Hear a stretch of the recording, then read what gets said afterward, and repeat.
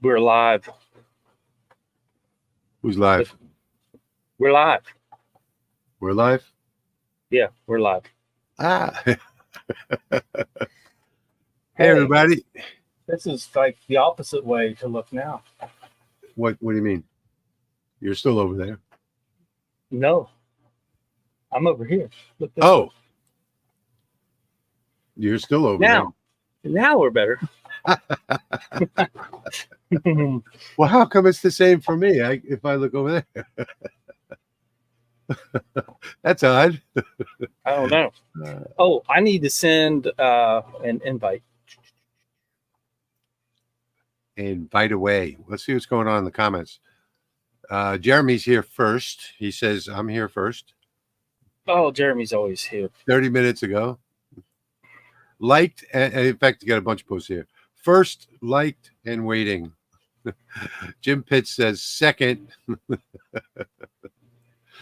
I see you saw those already. Fifth, maybe sixth. Jerry's here from 3DHP. Hey, Jerry, how's it going? We're just hanging out tonight.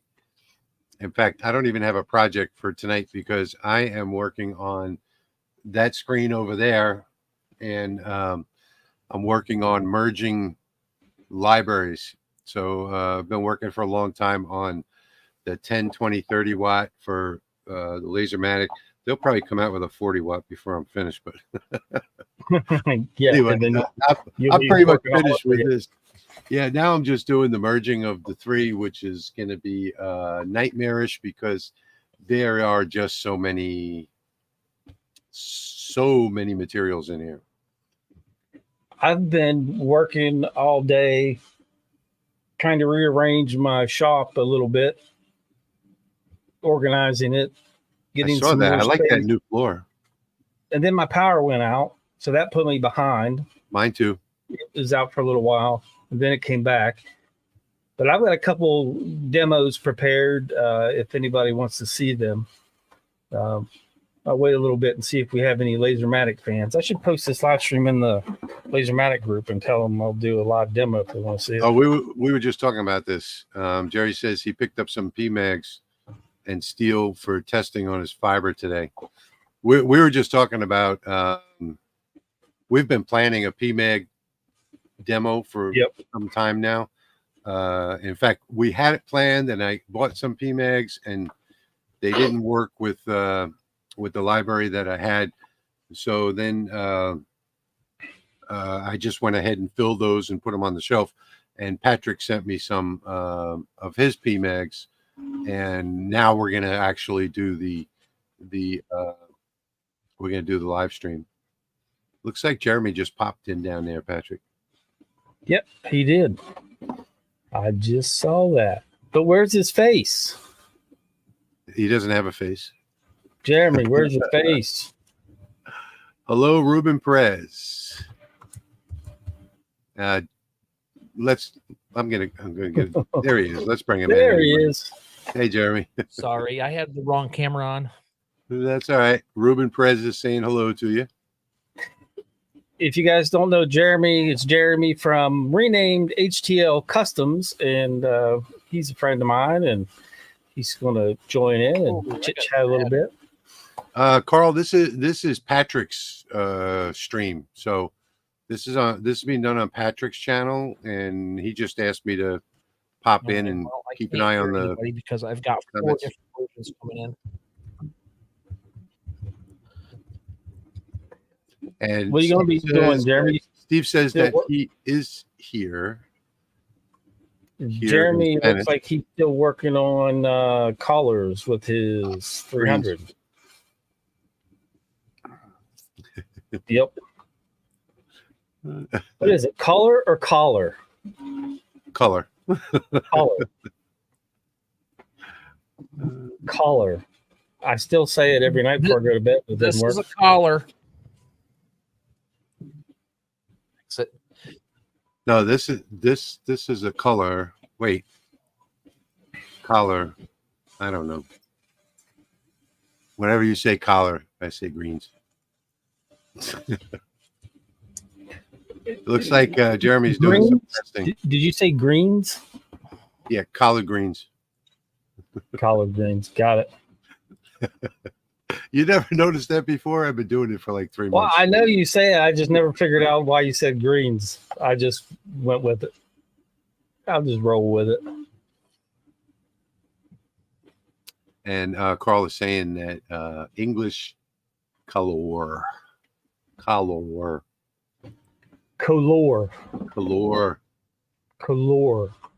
So I'm just hanging around tonight. I really don't have anybody. Let's see. You got the controls handy? I'm gonna make me full screen. I'm gonna pan my camera around here and show everybody what I was working on today. Then we'll hear from Jeremy. Okay. Let's see. Let's go to the right. That space there was taken up by my CO2 gantry, and I now have the CO2 gantry in the corner. So now I have extra space there. And then I started putting some tiles down on my floor. Doesn't it look nice? Then let's see, I got my 2 3D printers sitting there. One's running. Now when I pan around, you can see the UV laser, the laserMATIC, the CO2 galvo, me, and then there's 2 fibers. But basically, you can see the whole shot now. Oh, let me get the floor again. Yeah, the floor is cool. Yeah, it looks so nice. I like it. My chair rolls nice and smooth, and I just don't see the concrete. I think it's helped with the sound in here, too, just by not having the concrete. Exposed bare concrete. Where'd Jeremy go? Popped out.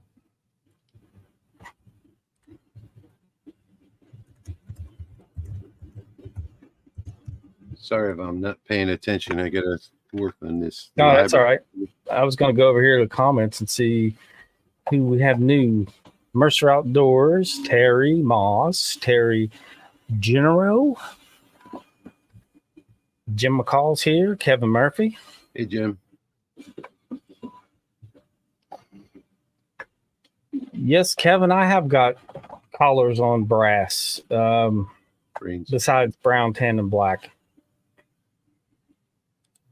There's a few tricks adjusting the frequency, and you can actually get some shades of it's almost blue, and then I've had almost like a bronze. It's not really brown. It's bronze looking. Let me see. I had a couple other different hues too, but they were like in the blues. Hello, Robert. How are you doing today?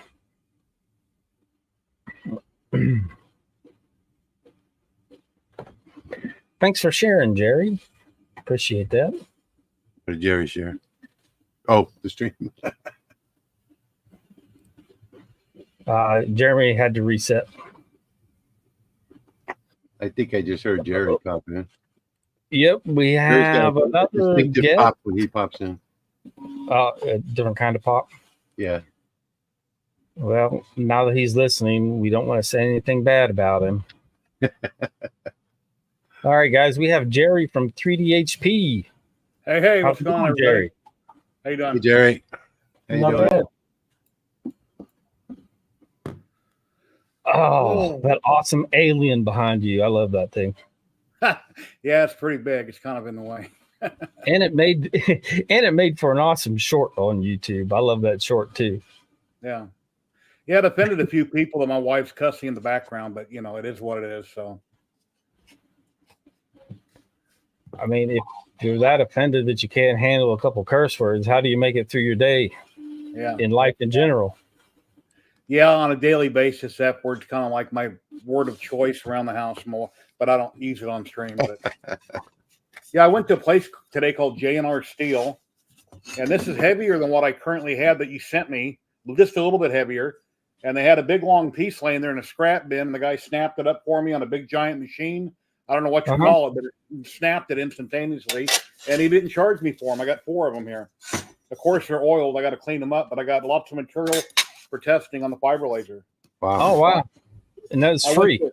I went to one place that sells stuff for gates and fences, and they didn't have any. But she said, we'll go to this other place called J&R Steel.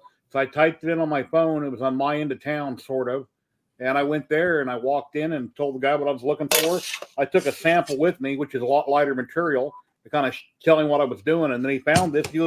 I said, well, I have my debit card. What do you want for it? I don't have any cash on me. He goes, don't worry about it. Here, take it. Have a good day. So. Oh, that's nice. I wish I could have tipped him, but I didn't have any cash on me. Well, next time you go back, take a little cash. And then I picked up these PMags.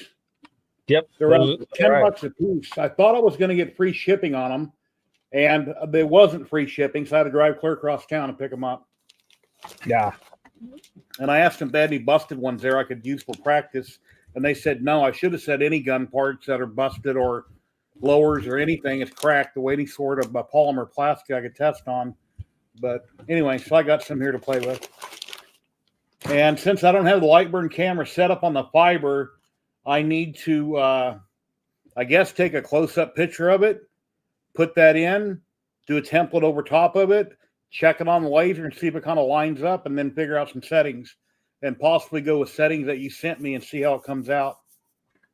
Yeah. Yep. Whenever you take a picture, just leave about a third on one side, a third on the other, and center your axe head or whatever in the middle third. That way you won't have any fisheye, any of the, when you see a fisheye lens and it distorts on the outside. That way you'll get the best possible representation of what you got there. Because LightBurn, whenever you calibrate the camera, it will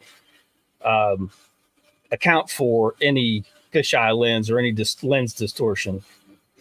So what if I took a picture with a cell phone picture? Yep, that's what I use. How that would work, and then measure to see if it kind of looks right on screen, and then fade the image, and then start tracing it, and Yep, that's it. And that blew me away. I posted that video last night. Pascal gets a hold of me. He gives me a happy symbol, and he goes, "Oh, by the way, you spelled our name wrong." So without checking, I went and edited my thumbnail. I edited the description. Then I woke up this morning and checked. It's like, no, it wasn't wrong. He's wrong. So then I changed it all back, and I left him a message. It's like, no, your company is spelled the way I spelled it. Even in the URLs, it's spelled that way. So I don't know what's up with him, but Chicago Bob, send me an email at sales@lightsource.pro, and I'll send you a couple recommendations that I have. Well, if you don't have enough power, it'll take forever. You have too much power, then you got to crank settings down. It's best to buy something that a lot of people are using. No such thing as too much power. Need all the power. Well, Kenny was talking about wanting to buy 100 watt, but then if a lot of people aren't using 100 watt, he will have to, tone things way down and try to figure it out. So if you buy something that most people are using, it'd be easier to get settings from people. Well, possibly. That's like my 120 watt. I'm in unknown territory, so I'm figuring it out as I go. Yeah. Hello, everybody in chat. How are you doing today? But I like it. Let's see. There's Robert. Who else we got? Ed. Thanks for joining. Jack in the Shop. Bennett's Woodworks. Hello. How you guys doing? I'm going to do a demo on the laserMATIC and run a piece of glass. It's going to take about 25 to 30 minutes, somewhere in that area. And then I thought I would demonstrate the CO2 Galvo if anybody's interested. I've got a bunch of water bottles that I need to do. So I thought I'd run a few of those just so you could see how quickly you can do a water bottle or a tumbler with the CO2 Galvo. I have a bunch of insulators out in the garage. Remember what insulators are, right? From back in the day? They're clear glass, go on light poles. Power insulators, yeah. Yeah, I got a bunch of them out in the garage. Maybe I could see if I can engrave a couple. Yeah. Should be able to. They're really thick, so I don't think the lasers blow them up. But I I'm don't know. just able to. Oh, I don't have it down here. Dang it.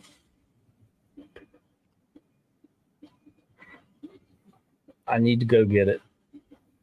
But I was basically going to give a preview of what my video is going to be on Thursday.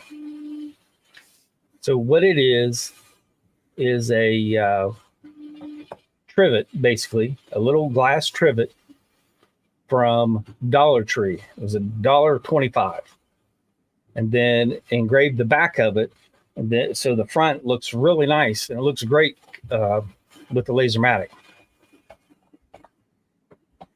So I'm just gonna have to go grab that thing, or I'll send my wife a message and see if she might bring it to me. I send the message nicely. I have some that are green and clear, but they're both.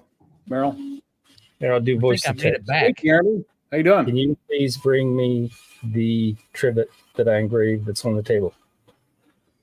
My wife is actually gone 6:16. So Oh no. 10 minutes ago, well, at 6:05, she took off for Taiwan. So Hey, Ruben. Sorry, I everything got messed up. My cameras all got switched, and they were automatically switching back to something. And I don't know how it happened. I finally figured it out, but I still don't know how it happened.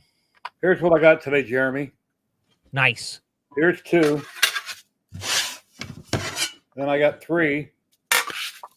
Jeremy will be drooling over those. Then I got 4, and they're a lot thicker than the other stuff. Nice. I just got another shipment of big stuff in too. he got Shop had some scrap, and they go, "Hey, is that big enough?" He put them in a big long break, I think they call them. Snap, snap, snap, and snapped them off for me about the size I wanted. I Press took shear. Yeah. one of My these as wife a is so sample. nice. She brought it to me. Sorry to interrupt you guys. It's your I just show. I just wanted her to hear me say that. I'm a professional interrupting people. My wife tells me about it every weekend.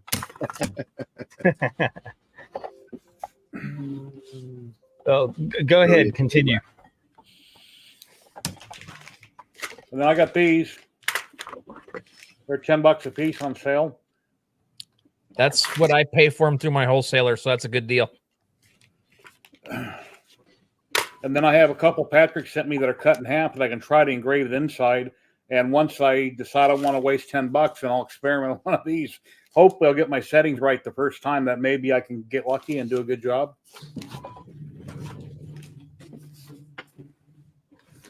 Bless this home. This was done with the laserMATIC 30. Okay. Oh, nice. Been messing around with it too.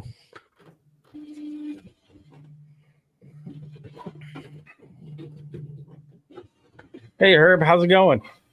laserMATIC did this glass trivet from Dollar Tree.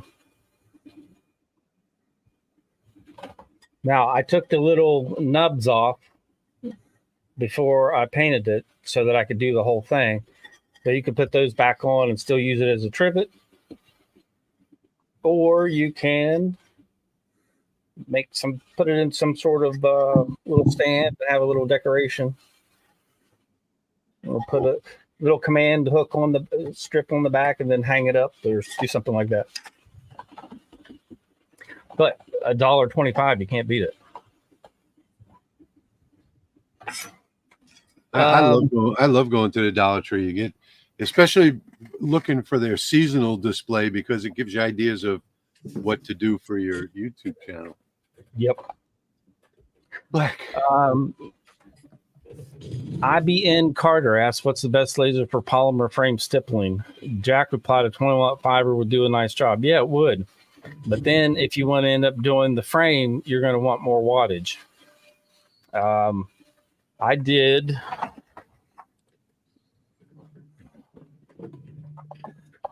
And this is a pattern that I made myself. And it's designed to mimic a hand stipple. But I designed that myself in Illustrator. and I use the 60-watt fiber, and it did a fine job. So really, when it comes to a fiber laser, the one that you have is going to be the best for stippling, because you can adjust the settings.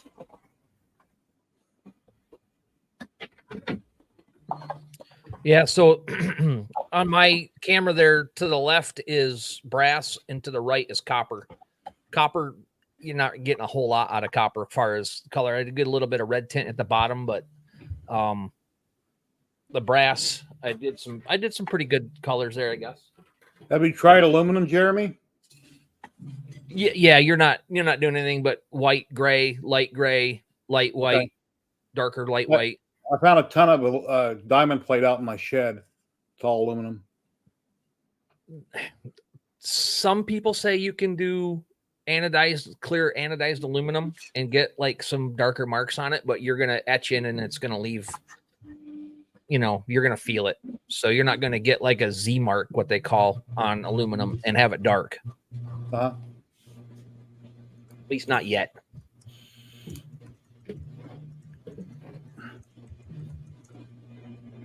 Bunch of the hotels I worked on in the hallways near the kitchen, they put aluminum diamond plate on the walls, and I have a bunch of samples out in the garage, chunks.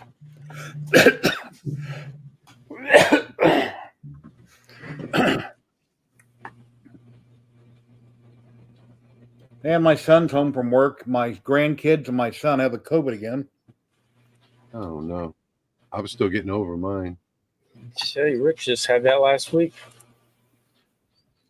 I asked him if he was current on his boosters, and he said he wasn't. And I said, "Well, there's problem number one, in my opinion." Yeah, that's. I think that's how I got it. Maybe, Jim. Maybe.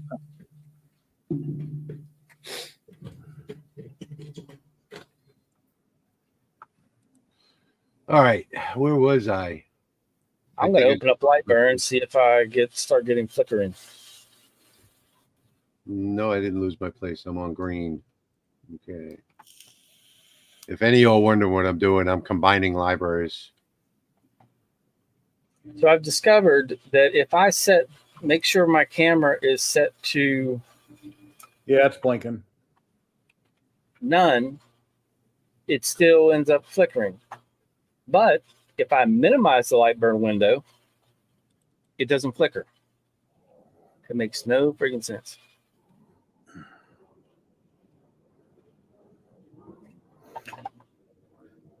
Yeah, I have no idea. When I download some LightBurn settings, and I have them in my download folder, and I import them in LightBurn, and then I go back to my download directory and delete that file, did I just lose them in LightBurn, or does it save them and move them? Does it import them and move them? Bennett's Woodworks, this is clear glass. It just has the texture on the top. So the top is textured, but the back is clear and flat. And this was done with the laserMATIC Mark II. What did you just say, Jerry? I wasn't paying attention. If I have some LightBurn files from you or Patrick or Jeremy in my download folder, and I import them into LightBurn, then I go back to my download folder and delete those that I downloaded, did I just lose them in LightBurn? Or do I have to move them to a LightBurn folder to store all them? You have to save them to your drive. Well, obviously, yeah. Then they'll be saved. Yeah, once you save them to your drive, you can delete those, yes. So bring one in from somebody that gives it to you. Yeah. And then do save as and save it in your template folder somewhere. Then you can delete the download. Yeah. Okay, thank you. Mm-hmm. You can put it on a thumb drive too and stick that aside. Yeah, you're better off having it in a permanent spot. Thumb drives fail very easily. I would probably depend more on a Google Drive than I would on a thumb drive. I back mine up to my NAS, and my NAS does mirror copies of one drive is copied to another all the time, so I never have to worry about that. I only use thumb drives when I go like on the road, because they just fail so often. In fact, I sent Steve not even a thumb drive, but I sent him a 16 terabyte SSD drive that was portable, you know, and it cost him more grief than he wanted. It wound up failing, you know, pretty quickly, and it was brand new. So, yeah, I think to your point, I think it went through 3 or 4 SD cards on my trail cameras this year. They all quit working. Yeah, same thing. You know, anything that you plug in by USB, USB is a consumable, and most people don't realize that. The USB cable wears out much more quickly than the USB port, but the USB port wears out as well.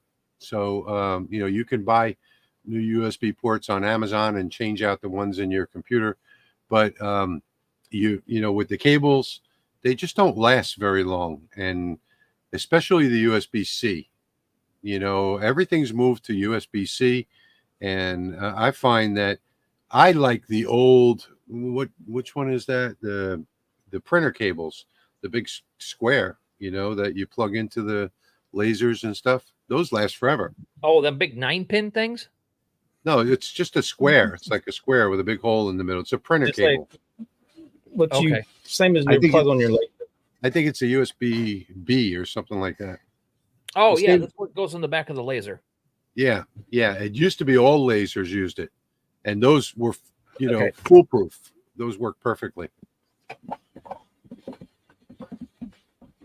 What is virtual here? Yeah, what is that? Virtual here is a small little program where you can set it up on a computer in anywhere on the network, and you can operate that computer from another computer. It's just a little easy app that you download. Kind of like your personal remote desk. It's like remote desktop. Yeah, it's very, very, very similar. I did a video on it. Can I use virtual here on a fiber? You can use virtual here on anything. So Mercer Outdoors was asking that question. I don't find it to be. I don't really find it to be that dependable. I guess it depends on your network. I set it up over Wi-Fi instead of setting it up.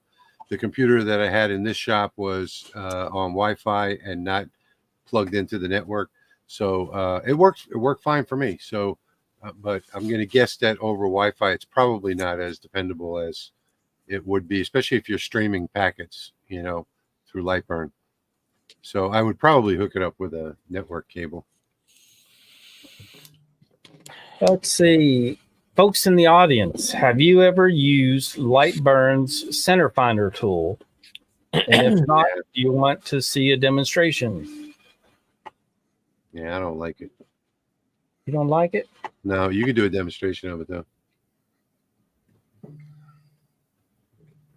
There are so many faster ways to find the center than... Oh, I know, but it's sort of like the nesting tool that LightBurn came out with. You know, that is a total waste of time, in my opinion.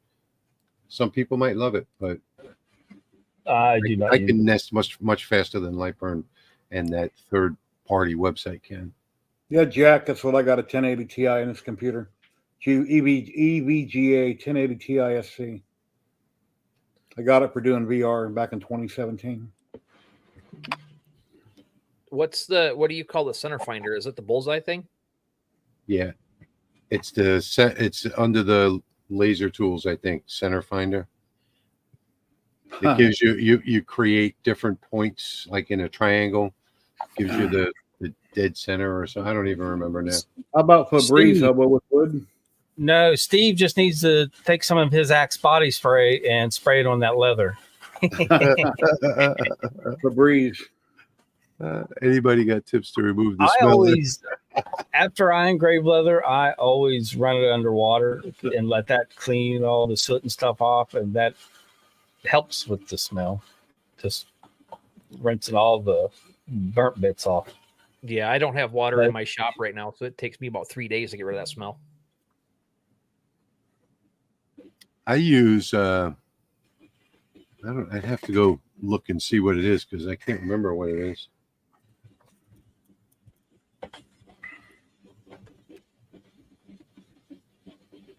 A stronger exhaust fan will work. Kinda. Yeah, I just remember what it is. It's cleaning vinegar. Not regular vinegar, cleaning vinegar. Just did two different things. Is it sold at the grocery store or no? Or Home Depot? Let's see. I get it. Well, my grocery store probably is not in your area. I do get it at the grocery store. But I know my grocery store is a local chain. So yeah, I've never heard of the word cleaning vinegar. I'm guessing Walmart's got it, and I'm sure everybody has it. It's just Home Depot's got it, Lowe's has got it. Oh, that's where I got it last time was Home Depot. Yeah. So it was on the cleaning aisle, you know, where all the cleaning stuff was. And it specifically says cleaning vinegar. Yeah, Okay. yeah, we got some of that in the house too. Yeah. 214. Let's see.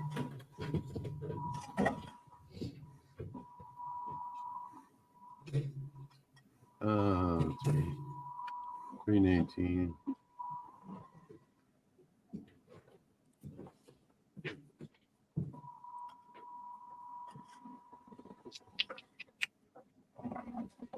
All right, Mike I'll show you the center finder tool here in just a moment. 16. Can you make him big, Rich? Huh? You make Patrick bigger? Oh, yeah. Yep. I'm going to. First, I'll show you.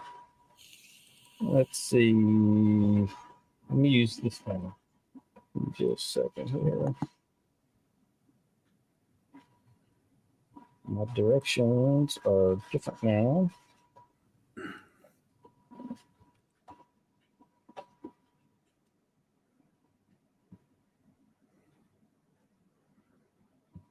Still have it on manual focus. There we go.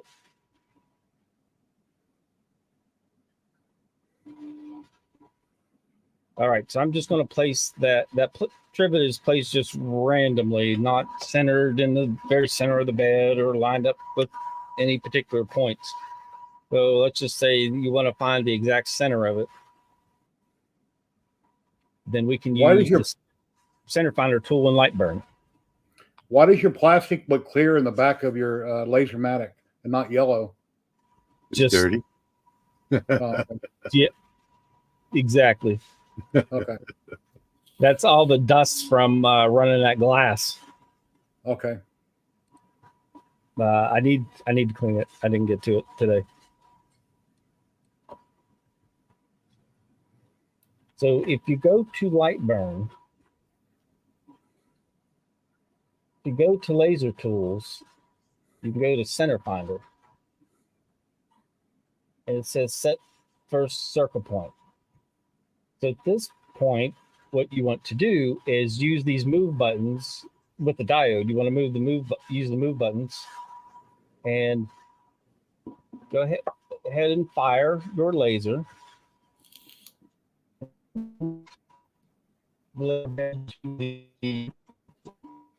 I have mine on 3 millimeters. I'm going to change it to 10. Move it to a point right on the edge of your circle.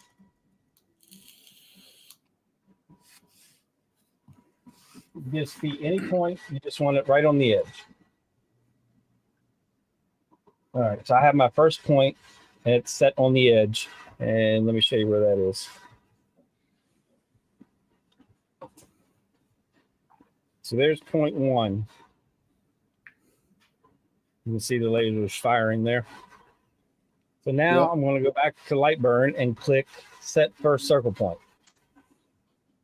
Now I want to move it to a different point somewhere on the outside of the circle.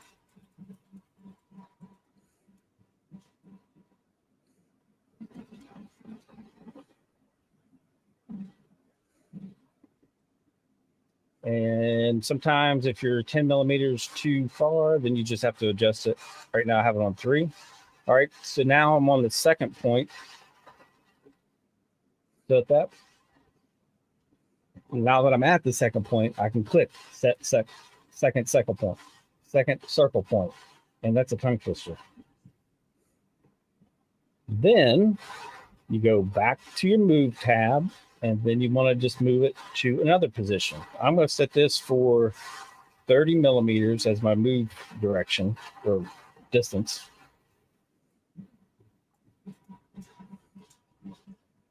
I'm going to take it up to the other side over here.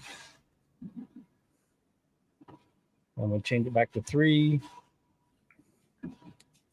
And we just want that to come right on the edge. Went too far. And then I'm going to go back to LightBurn, click set third circle point, and I'm going to jog to circle center. So now you'll see it move to the center. And then if you want a guide to show you exactly where that center circle is, you hit add guide to project and hit OK. And you'll see right there is your circle. So I can grab this graphic and center it up. And then we are centered on our trivet. And then to just double check that, we can do the rubber band frame. And you'll see that it is indeed centered right over the trivet. And that's it. Yeah, you're running 1.5. I got 1.4 point something. No, that's bet the circle. It's there. It's been there since 1.3. What's that? I think the circle finder, the center finder. I don't have it. You don't have it? No. You're not going to have it for fiber laser. Oh no, not on fiber. Oh well, duh. Yep, that makes a lot of sense. That makes a lot of sense. Yeah, if you switch over to like a CO2 or a diode, you'll have it up there. I am waiting. I am so ready to get a Raleigh laserMATIC with a 30 watt in it. Roly automation. Roly poly. Where are you from, Jeremy? I'm in Michigan. Oh, that's why. Yeah. All right, I'm going to go ahead and run this glass, and I'm not going to share settings because I want to make sure they're perfect before I share them, but they will be in the video that's coming out Thursday. Bennett wants to know, did you coat it with something? And if so, what'd you use? Yes, that will be in the video as well. It is tempera paint. Okay. Applied with the sprayer. I found another item to do that with, and I'm going to get some this week and try it. I'll see if it works. Patrick, I want to address this question here real quick. Yep. So Jerry Cooper is saying, at Patrick, I've been looking at the fibers you recommended to check out about a week ago. I'm leaning toward the Montport GI 30 or 60. So just caveat, caveat emptor or whatever the heck that phrase, buyer beware that it will come with no support from the factory. But that does come with a but. And the but is that I know now 2 people that have actually opened it up and verified that if you get the JPT MOPA, it is in fact an original or authentic JPT MOPA, and pretty much a fiber laser. If you get it and turn it on and it works, it's gonna the first fiber laser I got was 3 years ago. It's in the other shop. It's been running jobs every single day for the last 3 years.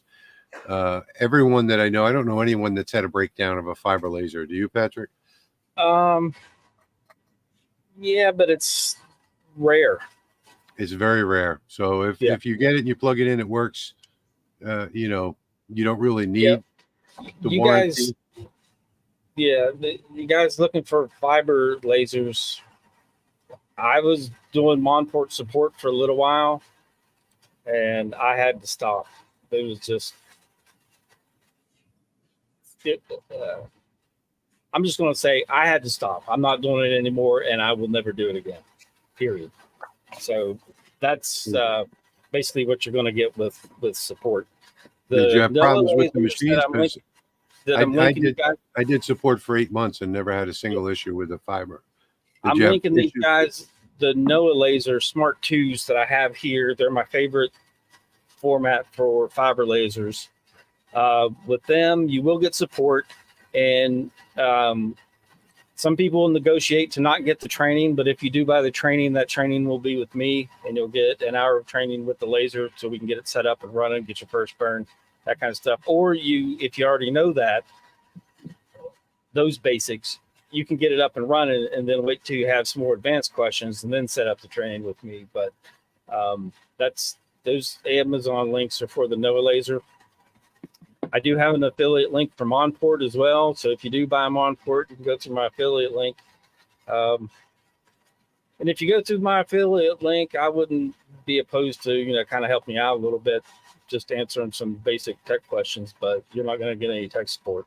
So the problems with the tech support that you had with Monport, were they hardware or customer related? I didn't have any. I did their support from January until August or September, and like 1,500 support tickets, and didn't have any fiber other than people that didn't know how to use it. Didn't have any fiber warranty issues. I saw a few support tickets in there for the GI series with maybe some missing hardware. The hardware didn't come. There was no, I don't remember any functional issues for the laser source, because you're getting a JPT that should work unless they screwed up the install. But, missing hardware, that kind of thing, I did see.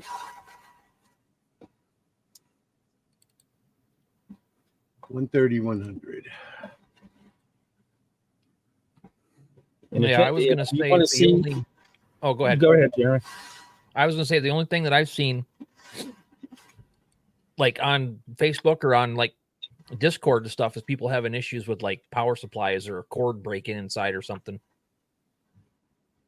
Yeah, and that's something that you can, just about anybody can fix on their own. Yep.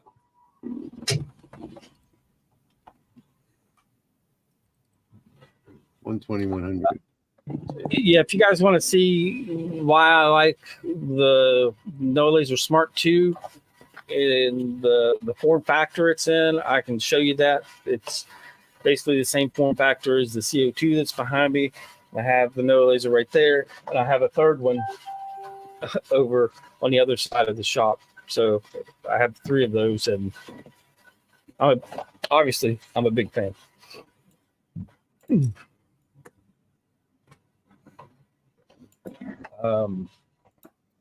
Now let's show you this.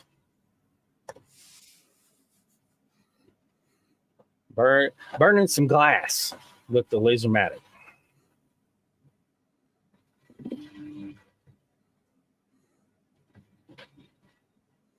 But that'll run, like I said, about 30 minutes. We'll check back in on that later.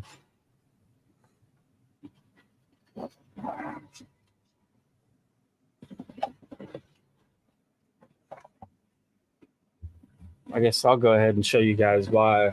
The main reason I really like the Noah Laser.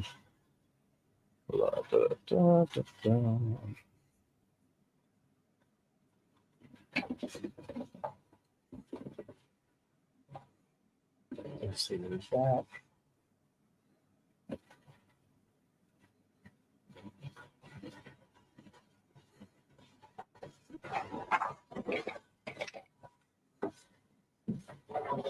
It's been cold down here, so I had to put a heater. I saw that.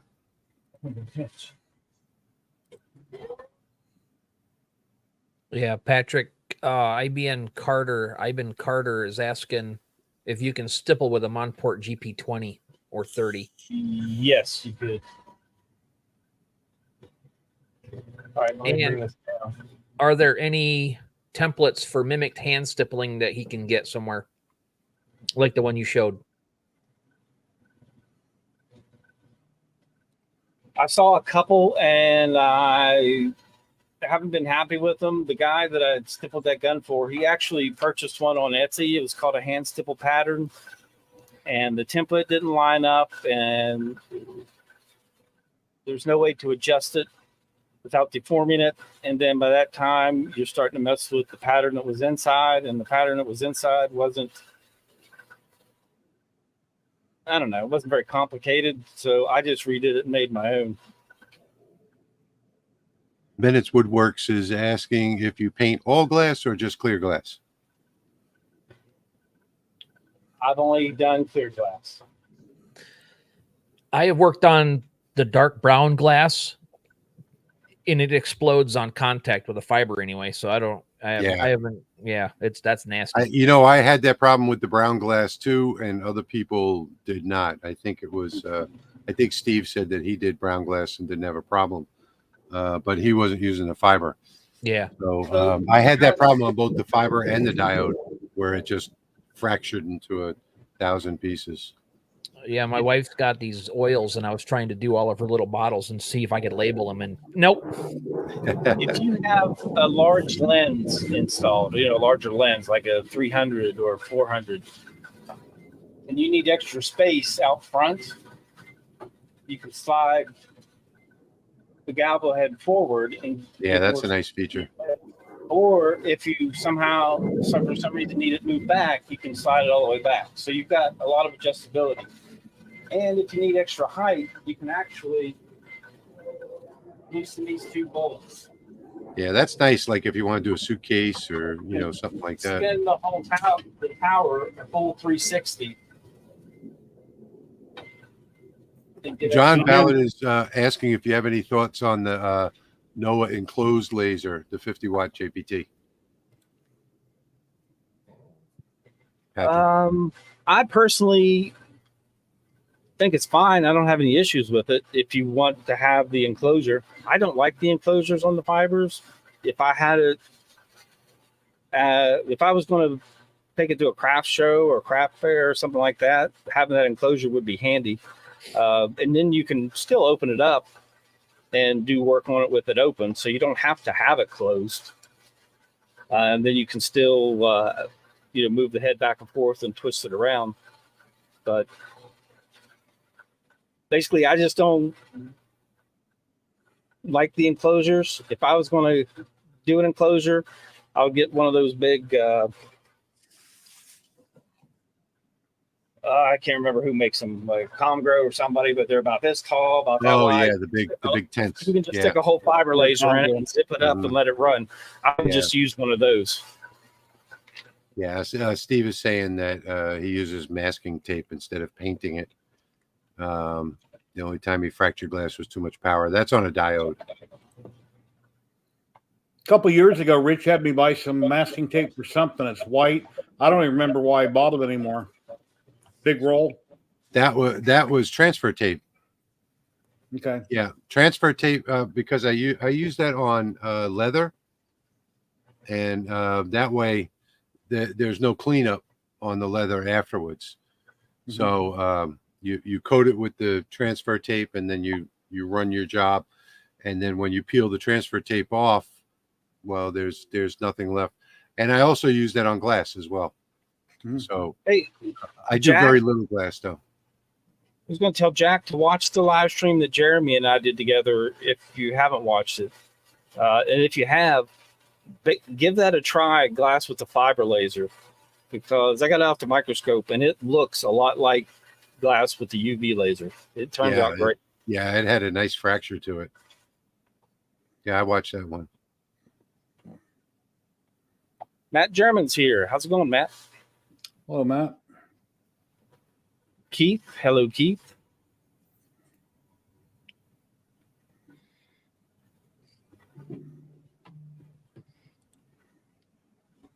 I've got about 10 more minutes, Patrick, and then I got to go next door. It's my granddaughter's actual birthday today. The whole family's over. We actually celebrated it Saturday, I think, or they did. but today is her actual birthday, not her celebration day. So How old is she? she's 11. Oh, well, happy birthday. My little baby doll. Yeah.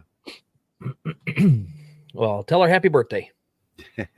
I got an 11 and a 12-year-old too.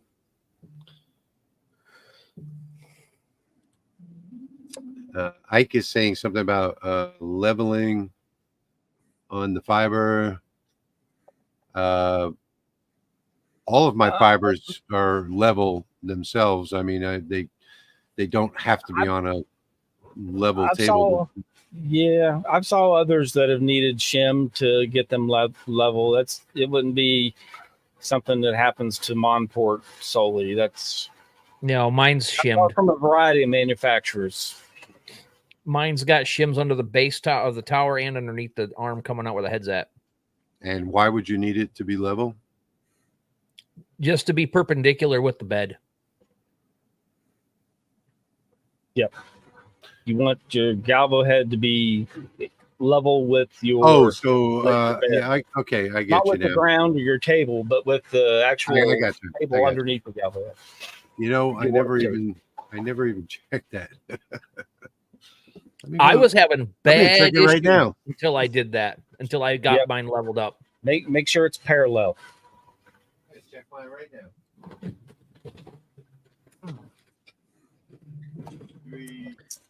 I'll turn my camera on over there and.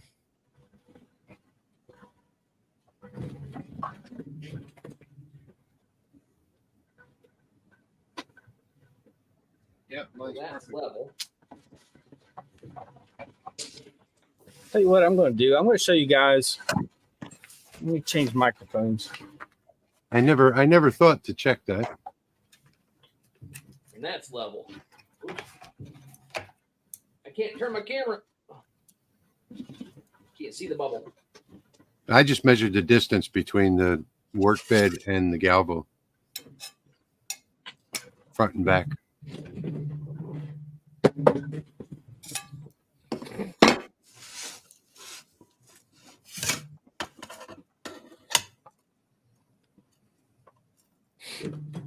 Man, this is a project combining these libraries, I'll tell you. That's one of those things that I need to get better at doing. I need to get better at organizing my libraries and stuff. Well, I'm good at keeping my libraries organized, but I'm combining 3 libraries into one. So, oh boy. Yeah, I've got the 10 watt, 20 watt, 30 watt for the diode for the laserMATIC, and I'm combining them all into one library. So no matter which one you got, you can use the same library.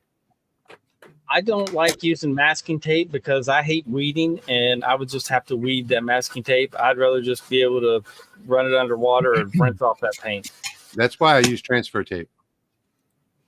And that paint comes off like pudding when you get it wet. It's just that quick. Yeah. Yep. And with the transfer tape, you can just take a piece of Gorilla Tape and lay it over the top and pull up on it, and it weeds everything in one pull. That helps if you don't have water in the shop. You don't need water if you have Gorilla Tape.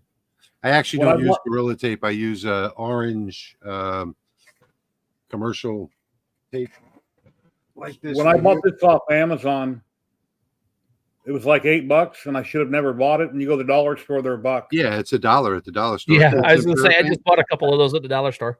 It's 89 cents at Walmart. How's this mic sound? Level okay? Yeah. So this is actually made in the USA by IPG. It's a little better than Gorilla Tape, and I've got a couple of cases of this. In fact, I brought some to LBX. I gave it to Patrick and yeah, I've got some of that. That's good stuff. And when I go to do a water bottle or a tumbler, I was just going to show you guys what I use. Yeah, I like that thing. If I'm using cylinder correction, so if you were using your fiber or CO2 galvo,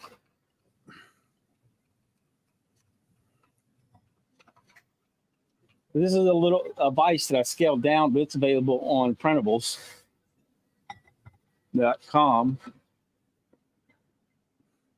But basically, Oh, you never said that before.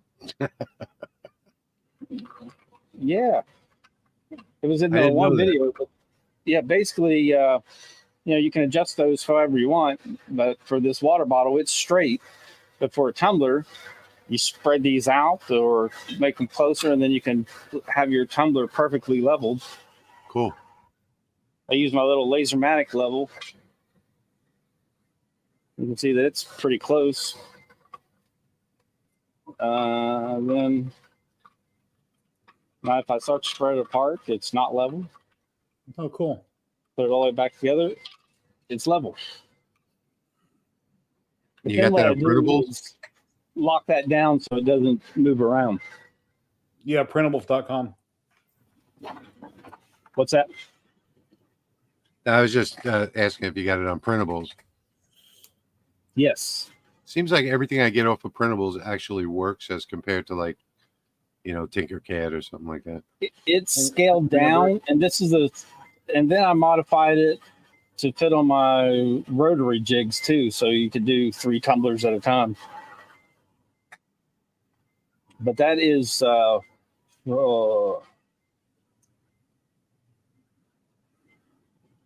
see, I made the base plate so that you could mount 2 vices to the base plate, and then scaled everything down proportionally. Otherwise, it prints really big and it's huge. Thank you, I Bob. could have that somewhere. I'll send it to you. Yeah, please. But then basically, I just run a line here, the framing line, get it perfectly centered, and then use some jig bars and just tighten it down and use those to clamp it in. Uh-oh. He just phased out there. Yeah, you're frozen, Patrick. I think there he goes. Just came back. Yep. Looks like I had a network issue. Yeah. Got to tell those kids get off that PlayStation while you're streaming. Oh, yeah. They're both probably playing Fortnite or Call of Duty, one of the two.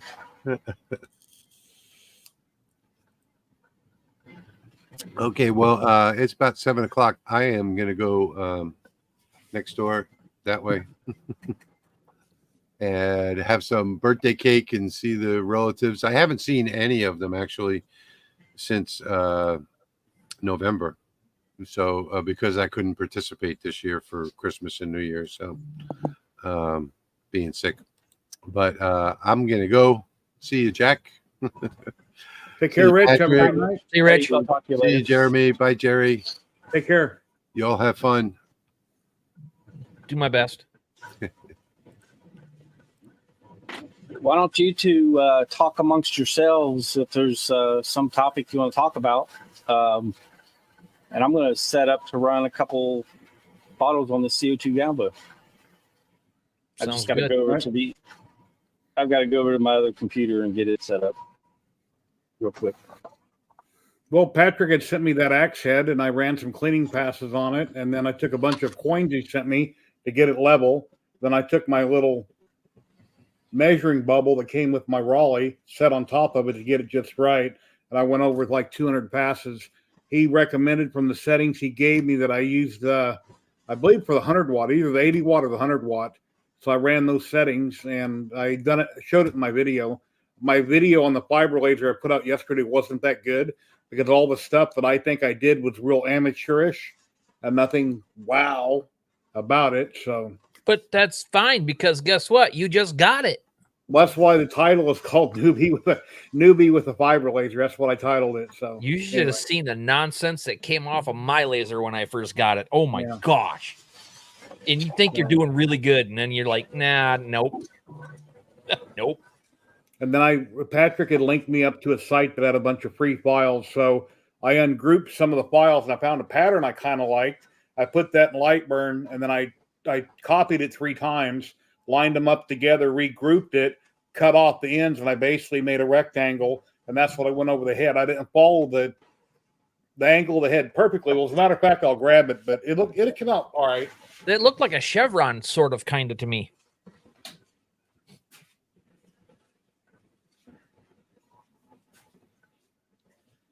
For my first engraving on metal, I mean, it's pretty cool. Yeah, here it is There, right with here. that shot, you can see the tumbler and the glass. But like I say, I didn't follow the curvature or nothing of it, but just a big rectangle.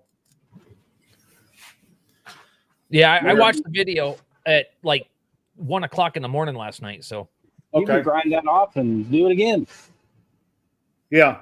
Then I got the other side. And then somebody's asked me about doing a bunch of cleaning passes over something real rusty. And I do have some rusty things out in the garage. And I'm sure with the right settings, you can knock rust off of anything. Even though I'd probably take a wire brush to most things, but I'm sure there's some things out there that you wouldn't want to damage with a wire wheel or something. You'd want to find a softer way of removing all the rust. So that fiber would come in handy for something like that. yeah, I got a couple of old saw blades off the auction site, and I hand sanded them down with like 120 and cleaned them off good. And then I put them under my laser and ran a bunch of passes to get all that rust off. Worked out pretty good. Thanks, John.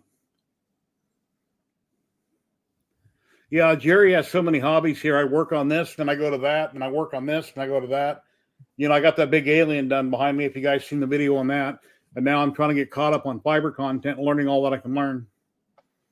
So yeah, I'm sick and tired of taking photos of my stuff in a dark corner. So I behind the flag back there, I just got done painting up a bunch of panels for a photo box. Mm-hmm. So hopefully some of my pictures on the Facebook page and stuff will look a little better.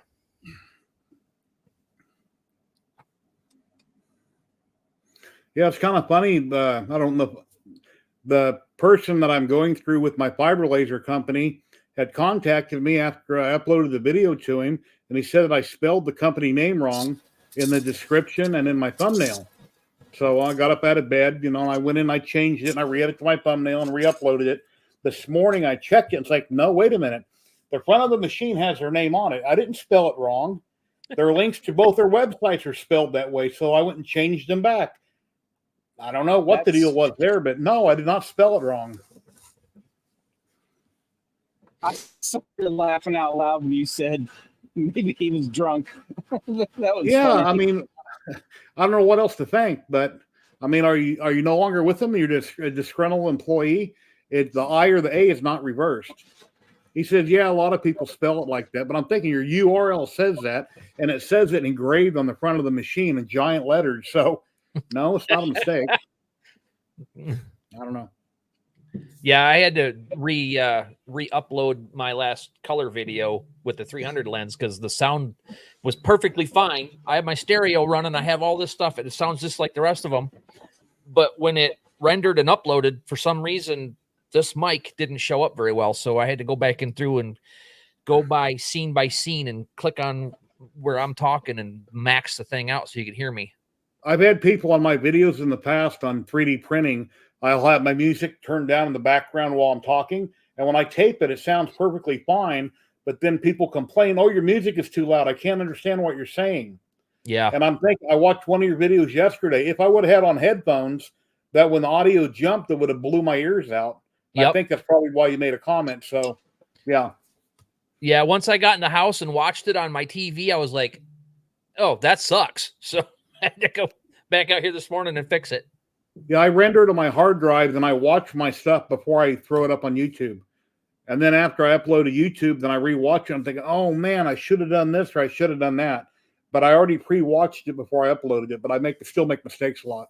Yeah, I watched it twice out here before I actually uploaded it when I got all my music done and got everything done, and it sounded great. But in the house, it didn't sound that good. So I was like, okay, it happens. I mean, I don't know. I'm still an amateur. Yeah. I've only been doing this for a year.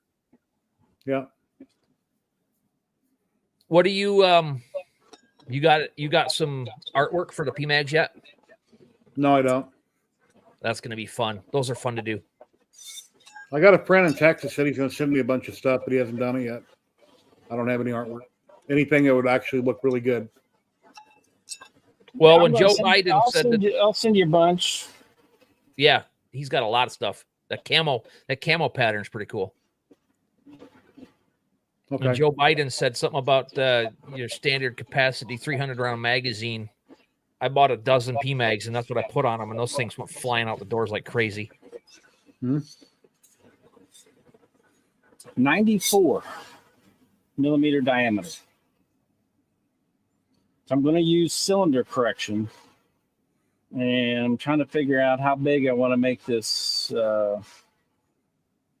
logo. It's a circle, so it's going to be a circle all around it. Read the fine print, Jerry. Yeah, there's companies that sell through Amazon also. Yeah. Yeah, with Noah Laser, if you return to Amazon, it actually gets returned to me. Bye, Jim. And I'll say I've only had one laser return.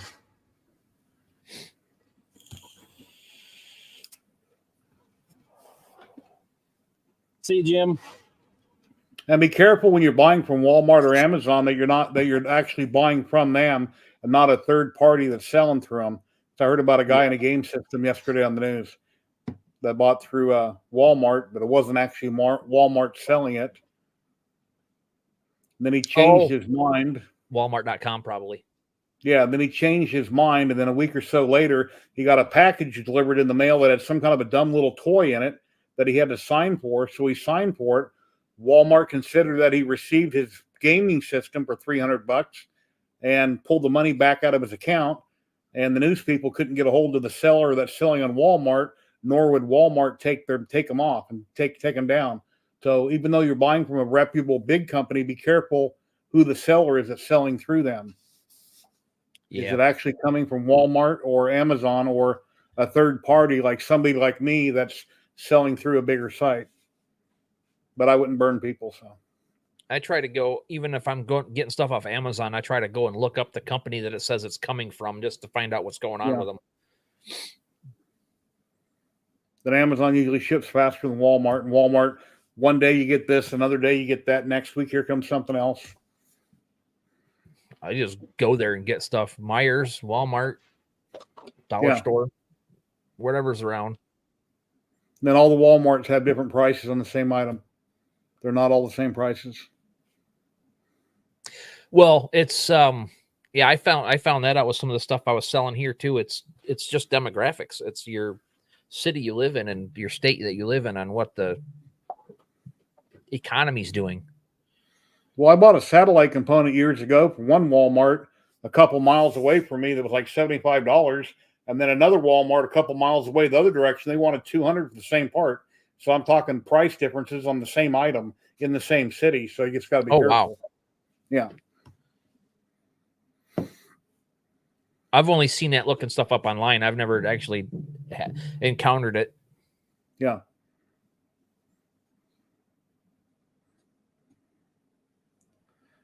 And there goes the laser.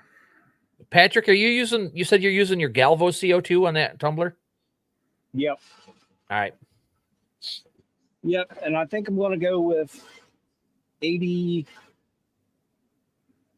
See you, Bennett. I think I'm Take going care, to try to Bennett. go 85. What's that? Take care, Jim. Just saying goodbye to some people that are taking off. My supper's getting cold too. See you later, Bennett. Yep. You know what I had for supper, for dinner? I got a roll out of I bought a bag of them at Walmart. They're like Mexican rolls called bolova somethings. I forget what they call them, but they're shaped like a spaceship. Or anyway, I cut it in half, threw it in a toaster, toasted it, and put butter and peanut butter on it. And that's what I just ate right before I got on the stream. Sounds good. Peanut butter's always good. I'm munching on Red Hots I got for Christmas. Yeah, I love peanut butter and butter on toast. It's a daily thing I have. All right, I'm going to give this one a go. Alrighty.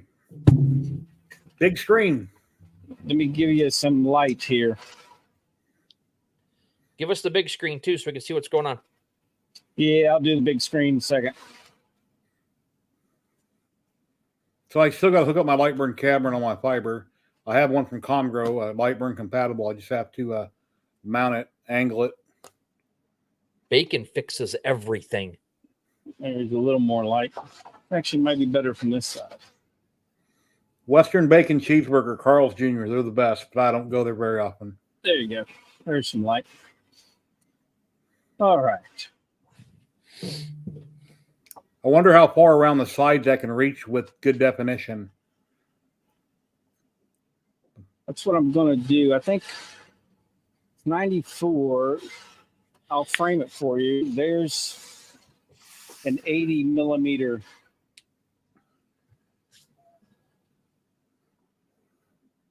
How far it's going down there.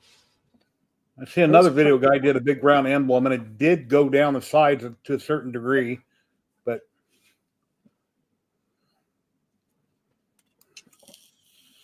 it should get that. I'm going to jump it to 82. 82 millimeters wide.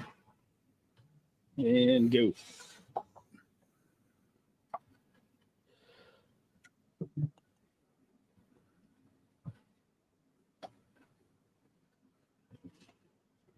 And that black duck you got there behind you, I was going to get one off Amazon through your link, Patrick, and then I found one. I just 3D printed it.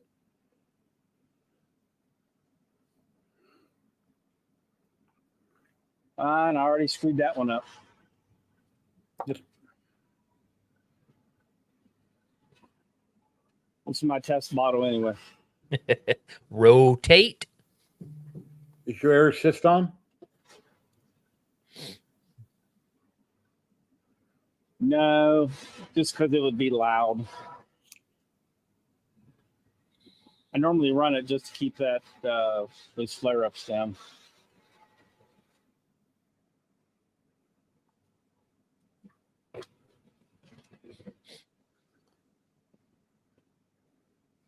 You need to do a video of that flame dancing and have like a little tiny tap dancer on top of it. What's that? Photoshop in a little tap dancer or something on top of that flame dancing around.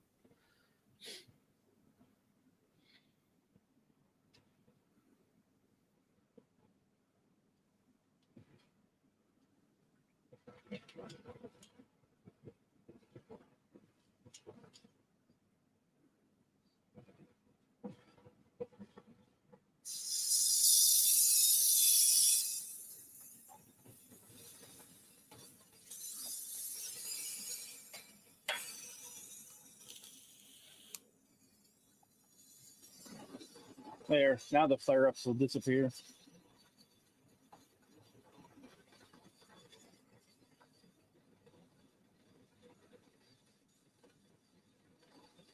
I have 150 of these to do. Wow. It's a big order.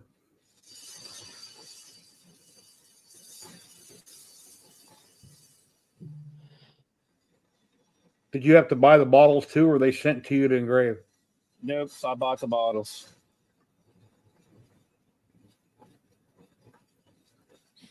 Hello, Eric. How you doing today? And the laserMATIC is done. Wow, that went by that fast. What time is it? 8:15 already? Wow.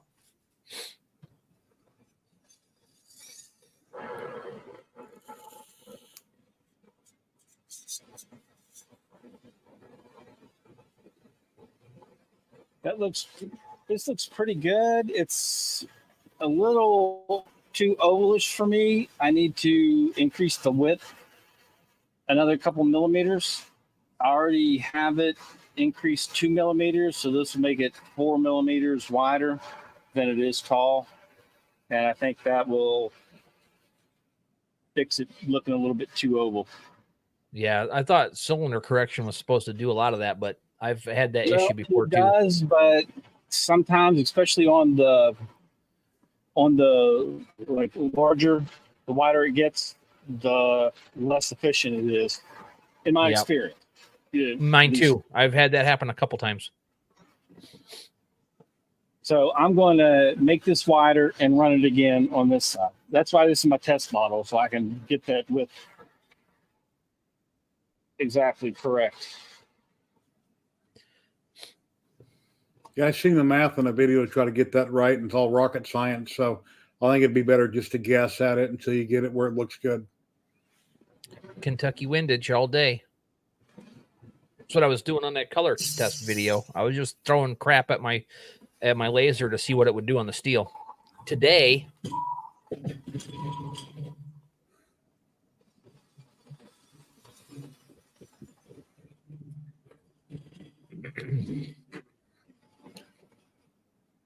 Bless his home. Jeremy, will that 60 watt cut that steel, that plate? I tried cutting some stuff that's half that thick, and I didn't feel like waiting for it.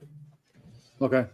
I mean, you can if you use the right settings, if you find them. I just didn't feel like waiting for it. I was trying to do something, and it was warping it too bad because it got way too hot, so I just quit. Okay. I don't know, Patrick, if you can hear me. I was messing around with my 300 lens. I set my frequency at 2543.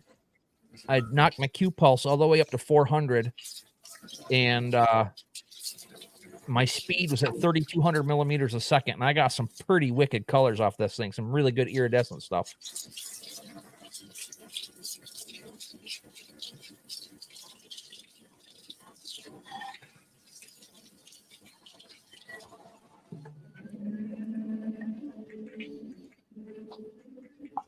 Nice. That's really bright. Well, when I get my colors down, then I can do my logo in colors. I'll just have to go in and pick every little thing in it to be a different shade. Okay, I just rinsed this off. So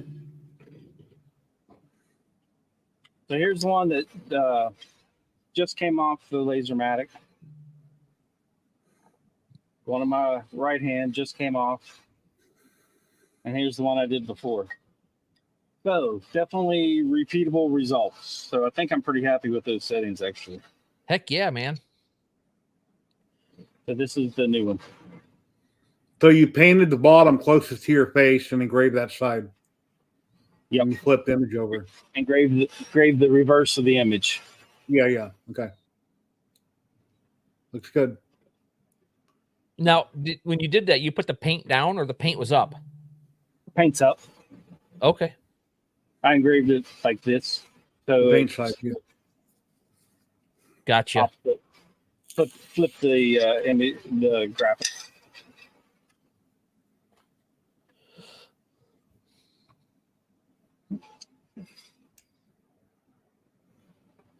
Okay. Now that looks better, doesn't it? Full screen, yeah.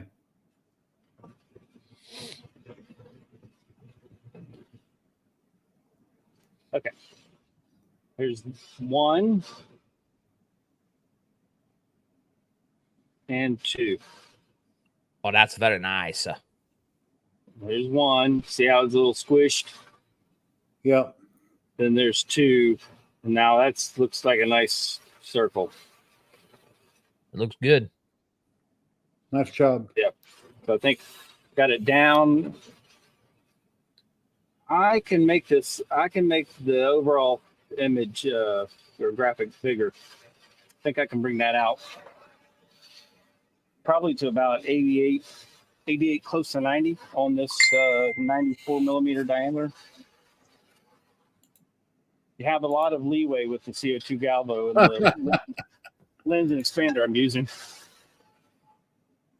Okay, I got a reply from Pascal right now. He goes, ha ha, yeah, thumbs up. In other words, yeah, I was right and he was wrong. So, okay. I don't know how did he screw that up? I don't know. First thing he said was, thank you for the video, but you got spelled our name wrong. Can you please change it? So, Fiber for slate. I agree with Jack. Mm-hmm. I found a really good setting that doesn't go dark when you spray it. Yep. Oh. Fiber would be much faster and I want to laugh because you just said that. You know the ones I did in my video? I clear coated them, and then I couldn't show them within the video because I couldn't read them anymore. They went dark gray, didn't they? Yeah, they went dark, and I'm like, okay, I can't show these in the end of the video. Yep. Did you see that one from Mike about the fiber laser and the tumblers, Patrick? I'm sorry. What'd you say? The Ike has 120 tumblers. Wants to know if the fiber can do them as good and faster. Oh, I thought he had slate coasters. No, that's Jack in the shop. Ike is below him. Next one down. Go to Ike's next one up at 8:15. Oh, okay. Sorry, I didn't see that one. Yeah, fiber all day for those coasters. Fast as fast can be. Super fast. I don't have any slate coasters, otherwise I'd do one for you. Well, I might have the I got one set up. Let me do it. You have one? Sweet. Jeremy's going to do a slate coaster with his fiber for you.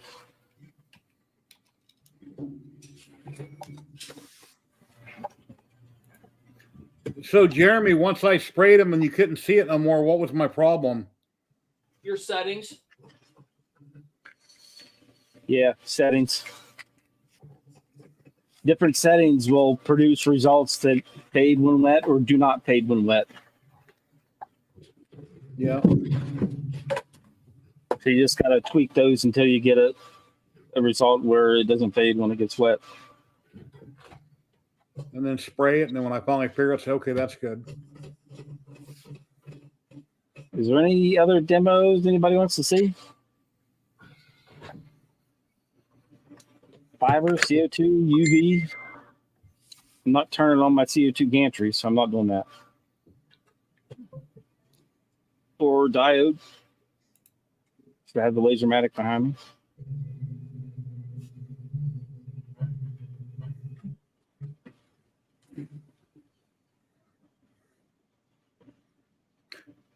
And since I can't afford Illustrator, or I don't want to afford it because financially I shouldn't, I think Inkscape will still do everything I want. It's just won't have all the bells and whistles that Illustrator has, right?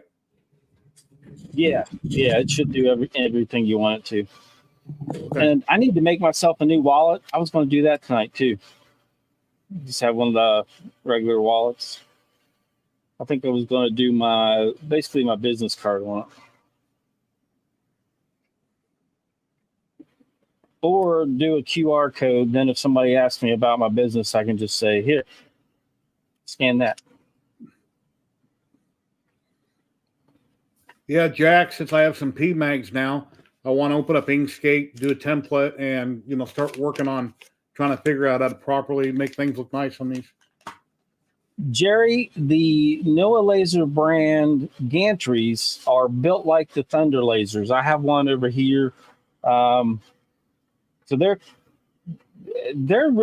similar. They're both Chinese and they both make their own stuff. But Noah Laser comes with hybrid steppers, big beefy ball screws for your Z-axis for those with hybrid steppers. It's just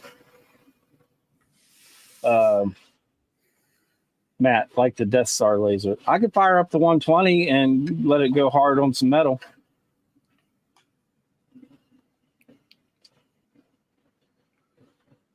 But they're good. And the Thunder lasers are good lasers too. No doubt about it. Well, you have some handheld lasers you got off Amazon that are like a Death Star laser. Aren't they a flashlight / laser and they'll burn things? I was actually just getting ready to go over there and turn on the 2,000 watt laser. If Matt wants to see that. What's the wavelength on my fiber? 1064? Yes. Yeah, that's what it is. I need to get a piece of acrylic that I can put up instead of cardboard. So when I'm sitting right here and I look in there, my dogs don't see my laser. Because right now I put a trash can in front of it with a big piece of wood when it's working. And I would rather get a piece of acrylic off Amazon that I can just put some pins in and it'll block out anything that might hurt their eyes, but I can still look at what's going on. If I can find anything that's reasonable. Looks like that reminds me of spirograph.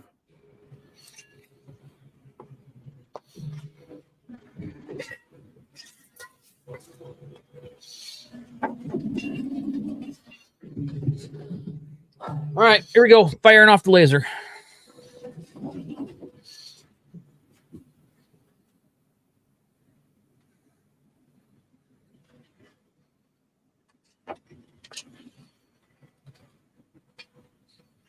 I should have verified I got the right setting. Let's go back and look at that. I got a dumb question, Patrick. When I got things set to 1 pass and it does it 2 or 3, why is that? Yes.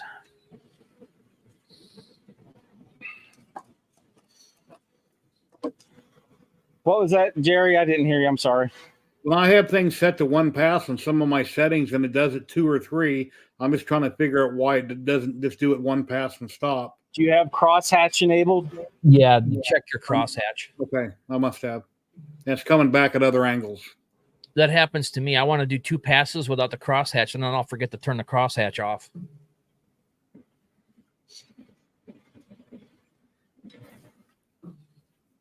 And then I asked you the other day, Patrick, then I deleted it because I got my own answer.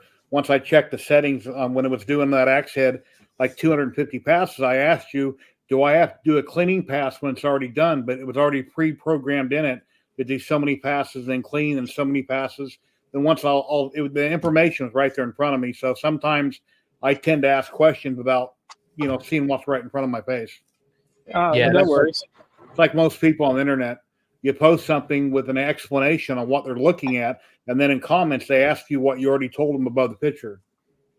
Yeah, sub layers. Jack in the shop's right. Run sub layers in it.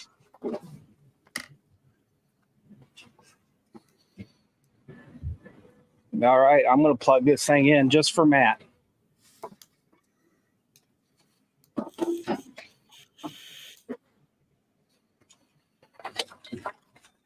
Yeah, Jack, if I knew everything about my fiber, I know about 3D printing, I'd be doing some really cool stuff in videos, but I'm far from being at that point. Well, you got a jump start, I think, because you've been in this kind of stuff before. So, yeah. Me, I was a builder. I pounded nails for 30 years and swore off computers because I couldn't. Well, my dad and brother were carpenters. I was a union laborer, so I can build almost anything. But I wasn't a carpenter. But I'm pretty much I can do anything. And my brother's in his 60s now, and he's falling apart because he was a carpenter his whole life. His shoulders and knees are shot. He gets around like he's 100 years old.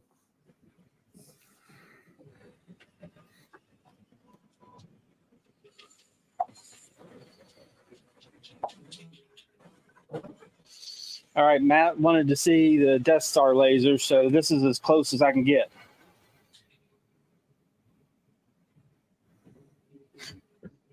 Let me get my spare piece of steel here.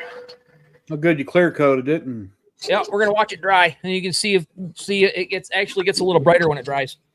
Yeah, that one that I did, it like instantly, it's like, whoa, oops, where to go?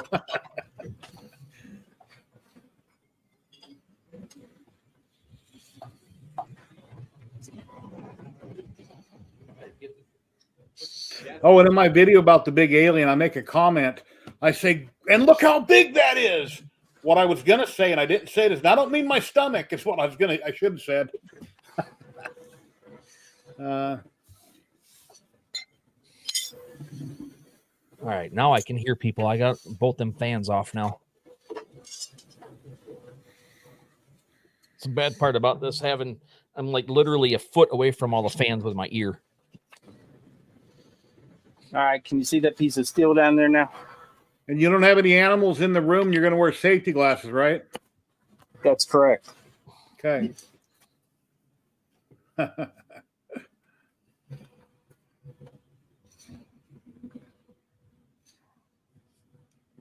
It'll probably jump off the floor when he hits it. I bet it hops. I've been using the camera over my laser on my laptop, watching it go instead of looking at it. Even with the glasses on, I can see the colors and what they're doing now.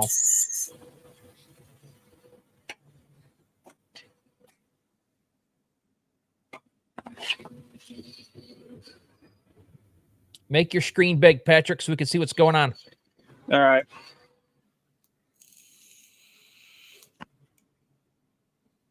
I got to wait for this thing to warm up.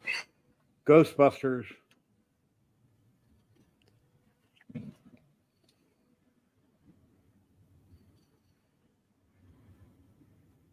Okay, while you're waiting for that, Jim's got a question about the Rolly and doing a tumbler on the 10-watt side. Do I need to run it faster with 70 to 80% on the power? I have ran out of test tumblers, so I just need a bit of input.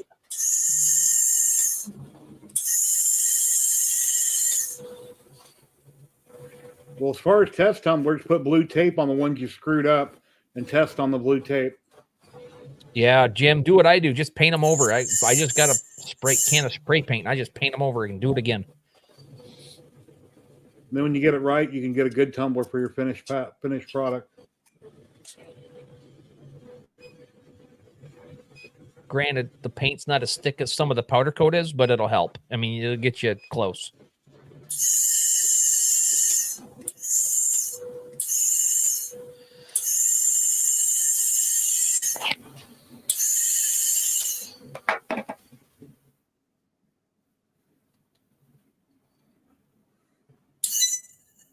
Wow.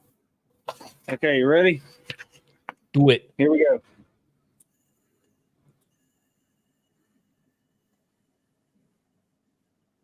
Maybe.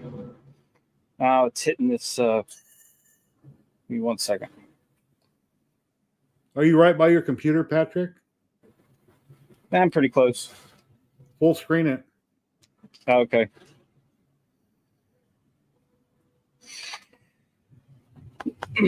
That's right. You guys can't do that. Nope, and then not after yet. you, from what I've seen, when you hit the concrete, you should go get an egg out of the fridge and blast it with, hit that laser on a raw egg and see what happens.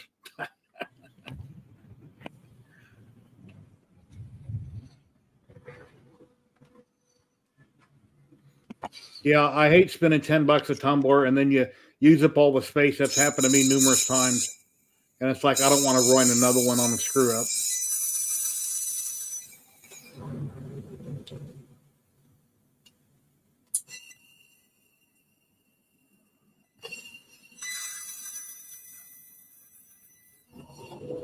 Live stream gremlins. You got to love them. All right. Now I'm going to load a proper setting from the library.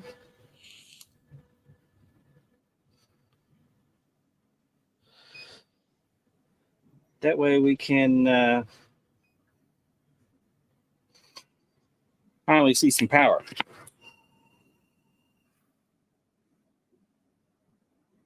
Just like a wire feed welder almost.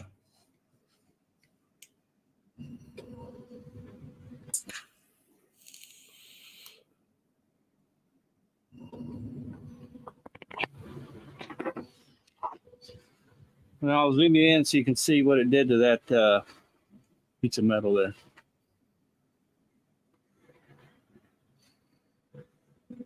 Can you see that? Yeah. The burn marks in the bottom left corner. Yep. Yeah, bottom left.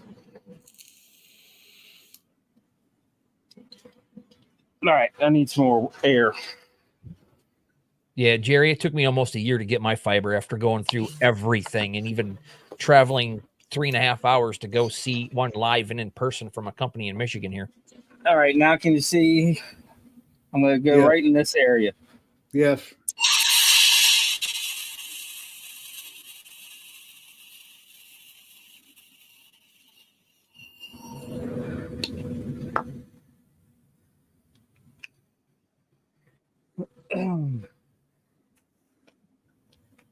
Oh my, that's hot. I had something to hold it, I would try and cut it. Bye, scripts.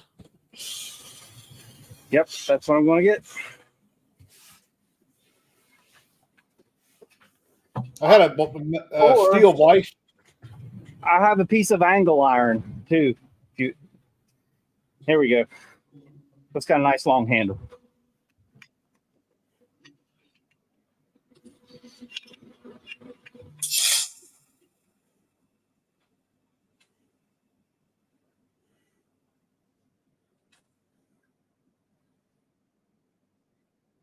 Just like my wire feed welder without the wire. Yeah, it's set in welding mode. Now I took the wire feed, the welding tip off of it, just so I could play with it here. Okay.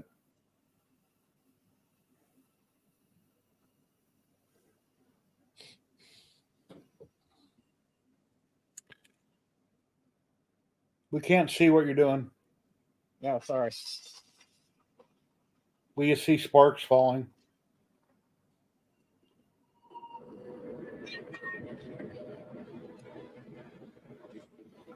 There, that'll work.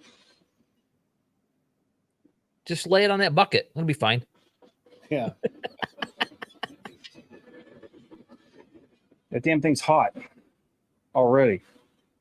Well. All right, here we go.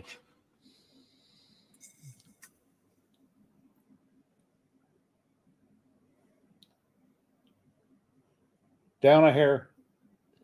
Yeah, hold it lower if you can. You're right at the top of the printer. There you go.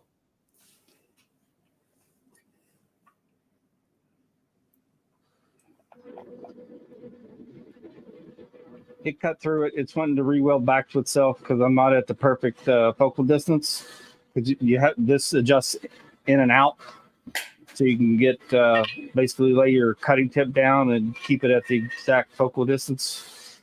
So trying to do this handheld freehand is not ideal. How you doing, Heirloom? Good to see you. Ike, Hello. I went to my spray paint. I'm using Rust-Oleum Painter's Touch 2x Ultra Clever Clear Satin. That's what I'm Should using. be able to see that glowing. Yep.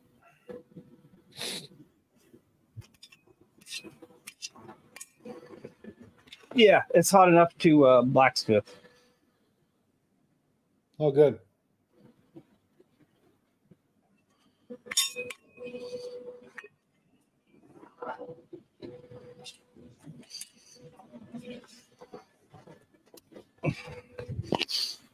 So that's as close as I can get to the Death Star laser. Yeah, I saw that, Eric. I was going to say something about it. What's that? That first time you shot through the steel, you bounced it off something over there by that bucket and started smoking. Yeah. I saw that too. Jim says, check the bag by the bucket. Make sure you don't have something smoking. And then tomorrow you're on Facebook that your garage burned down and you don't know what happened. Yeah, that's a good call.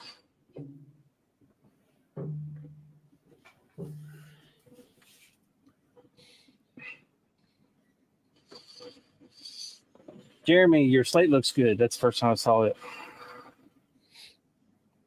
After it sits for about an hour and a half, 2 hours, it looks about as bright as what it did when it came off the laser.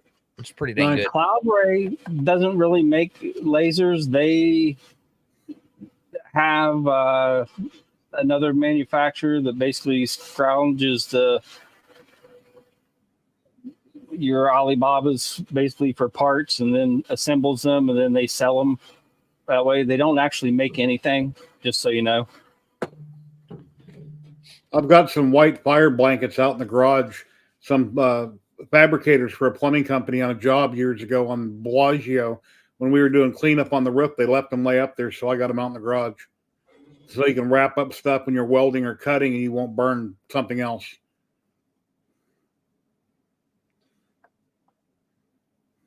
There you go. Get the glare Actually, off there. Brad sent me a little laser that I need to do a video on. It's a tattoo removal laser.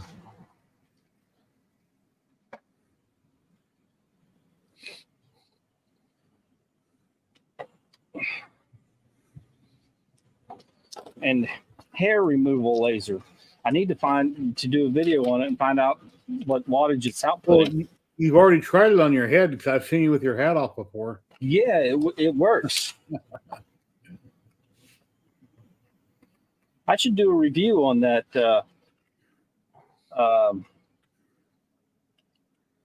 shaver that my wife got me for Christmas. It's called the Balder Pro.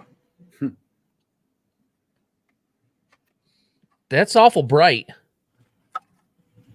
What's that? Nothing. I was making A reflection from my head. A weapon light joke. Jerry, you can use a non-MOPA for that. It's just test, and find your settings. I do have some 200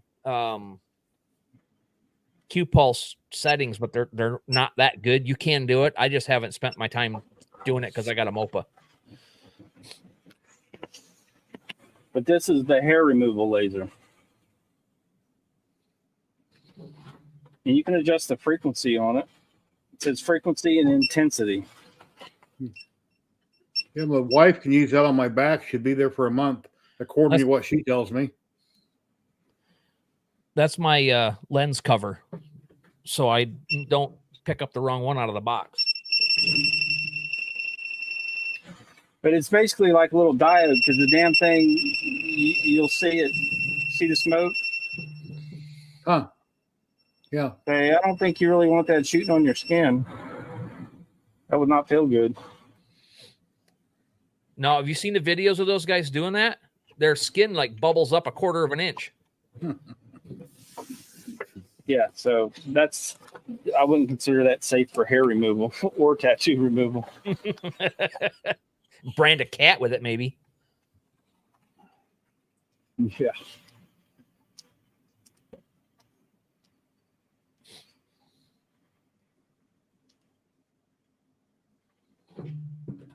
Black plastic covers on servo motors. MOPA might be handy so you can adjust the Q pulse. I think all the plastic I've engraved with the fiber have used the standard 200 millisecond Q pulse that's on a non-MOPA laser. Yeah, I got a few settings too, but I haven't messed with it because I got a MOPA. I've done different black plastic and Delrin, and it's been fine. On a fiber laser, when do you not do a cleaning pass? On slate, or is there other instances where you wouldn't do a cleaning pass? I didn't use a cleaning pass on that because I didn't want to go deep. I wanted to make it white and then cover it. So yeah, a cleaning pass, you wouldn't have been. It would have been. Yeah, I understand that because of the pattern and all the black in between the areas, you wouldn't want to have that all one wiped out. But on most metals, you do a cleaning pass. On PMags, you do a cleaning pass. No. No, oh, you don't? Okay. No, you don't need it on plastic. Plastics, you wouldn't really do one. Okay. Just on metal or something, just to make sure it's extra clean. Basically, just to have a consistent engraving, just to make it all look the same, and then you can finish it with whatever finishing pass you want. But the clean, just to get rid of some of the slag, debris, dust, whatever, and make it all look consistent. Okay. Jeremy, I think you were going to say something. Sorry. Same thing. Just on a deep engrave, you want to dig it, shovel it, clean it, go again. See the people? This is Sandy. Puppy. Sandy. Sandy. My wife called her Sandy Lulu. Sandy, can you hear us? Yep, she can hear you. Come here, Nikita. I had him in my video. What? My daughter brought me a chicken while I was recording my last video. Dog tag that Patrick sent me, and I had him in the video on the side. Now, Nikita don't want to jump up. I did not exhaust the laser cleaner. What I normally do That's what I meant to say, Jack. Use it outside. If I were going to be using it inside, I would run my exhaust fan and move one of the intake ducts over near where it's running. And I also have a big air cleaner above me that scrubs the air. And that's just in general. It's not exhausting to the outside. It's just an air cleaner with HEPA filters.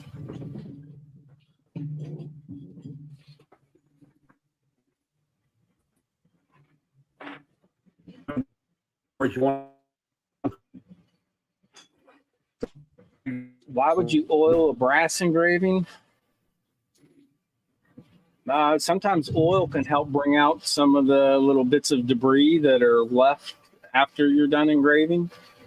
I normally just use a brass brush and some, or nylon brush and some water or soap to clean it out. Adding oil changes the light reflectivity, so it'll give it a different look. If if you add oil to your brass engraving. You put on a rotary, Jeremy?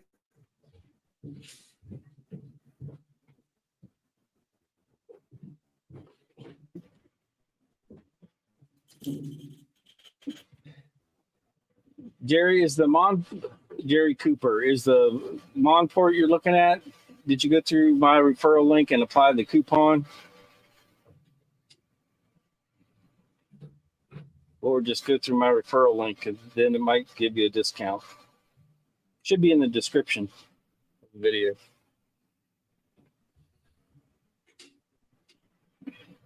Jeremy, got your speaker turned on?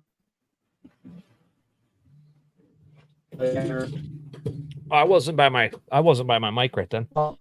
When you engrave that your brass there, do you put that in the rotary spot? I can't hear you. Can you hear me now? He stopped. Hello? Hello? Jerry stopped. Yeah, you're kind of pixelated there, Jerry. Oh.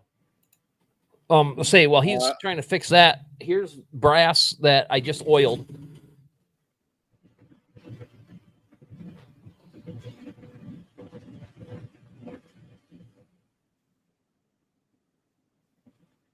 Kind of brings the black out a little nicer, especially if you're not going to deep engrave brass. It's not going to be as dark. That's kind of what I was saying, that it helps with the changes the light reflectivity, so you get a little different look. Can you hear me now? Yes. Not a sponsor. When you done that brass, did you put that in your rotary to spin it, or do you keep moving it and refiring and rolling it by hand and firing? 360 degree on the rotary. Okay. I took the whatever it is times by 3.1489. I just guessed at it and it came out pretty dang good. Okay.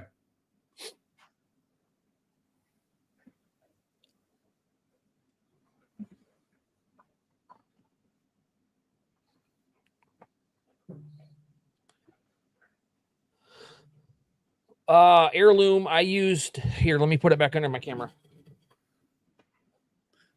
What do you think would be a good setting for a river rock, Patrick, on my 60 watt? I think Jack has done some rocks. Yep, Jack has. Jeremy's done a bunch of rocks. Yep.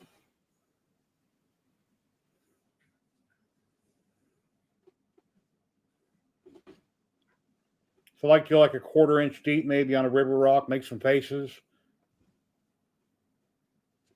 I'm on the wrong laser. Hold on.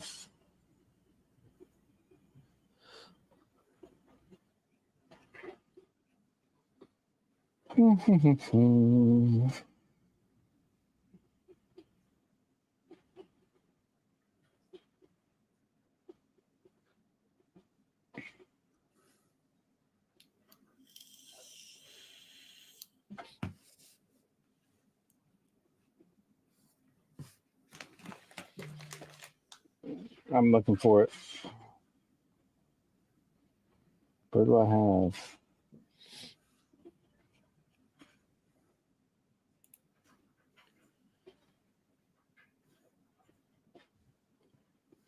Yeah, when I make my holsters, Heirloom, I have a couple of cans of that on my bench, and I just spray it down, wipe it down, cleans it up good. Jeremy, Is your shop at your house, or do you work at a different location? Oh, no, it's in my backyard, so I can keep an eye on stuff. Okay. Cuts down on commuting costs, too. Yeah. Get to say hi to my chickens twice a day. Jeremy, whenever you do rock, do you do like a wobble in your passes, or do you just run it straight up? Just straight up. Unless I'm trying to drill a hole through it. And then it just melts it and turns it into glass and snaps it in half when it explodes, and then it's fun. Yeah. See, and you're saying for your 60 watt, so 60, and it's a 1.5. I got the 210 lens in currently. Or the 200, 210, same thing, I guess.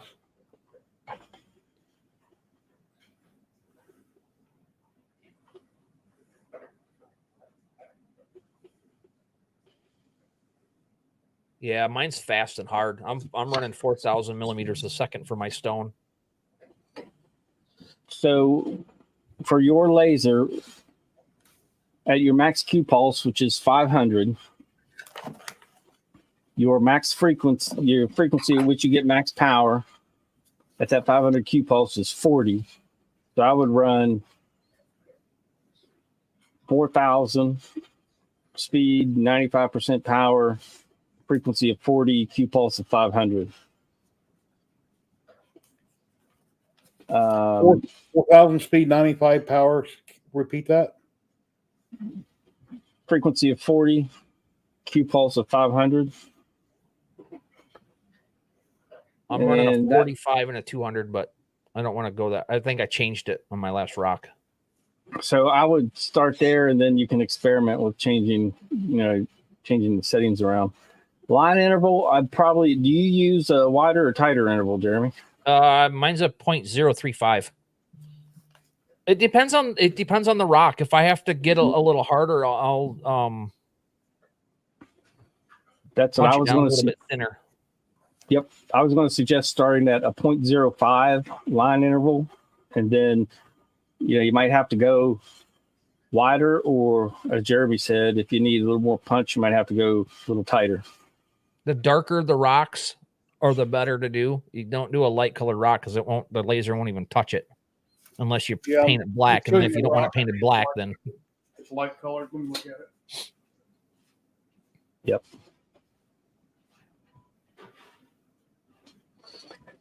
Obsidian? No. I want to. The coasters I am working on are for a rock club. That is funny. Is slate considered a rock? It's rock coasters for a rock club. Yeah. Yeah. Kind of close. Yeah.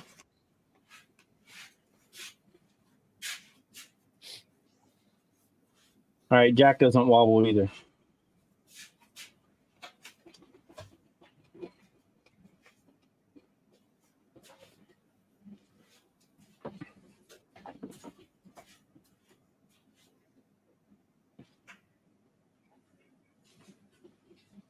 Get a piece of plastic heirloom and run a test grid. Direct order links. Low power, high speed. What's that? Oh, I was talking to Heirloom. I didn't know you were talking. Sorry. No, go ahead. I was just telling Heirloom he wants to get settings to start with for plastic. Just start with low speed, high speed, low power, and wide line space, 0.03 to 0.05, 0.06. And just do a test grid. That's all I can say. And you'll find a lot of them. You'll find out very quickly how much is too much power too. Yep. Is that a potato? Yeah, it looks like a potato. A river rock. Be careful. Those might explode when you hit it with the heat. My next door neighbor it's Brent in the house. They got a whole bunch on the side of the yard. So I reached through with my rake and I pulled one over. They're not using them. They're just piled up on the side of the house. Yeah. You think it might blow up? It might, but I would start probably around 75% power. Run a couple passes, see what it's doing, and then just go up with your power from there. Okay. But to possibly do something deep, like a quarter of an inch, I might have to do a couple hundred passes? No, not on stone. Maybe 80, 90, 100. Okay. Depends on how deep you want to go. And I would start with setting your focus about 1.5 millimeters down too, so you can reach into it. Hey, Jack is saying 80% power, 68 kilohertz frequency, 3,000. If he's talking about rocks. Every rock's going to be different. Every laser is going to punch through it a little different too, and especially your lens size. So yep. Good starting points, but yep, if only there was a magic calculator available. Yeah, that's why it's nothing like diode lasers. It ain't like you can get some basic settings and that'll get you really close. It's completely different.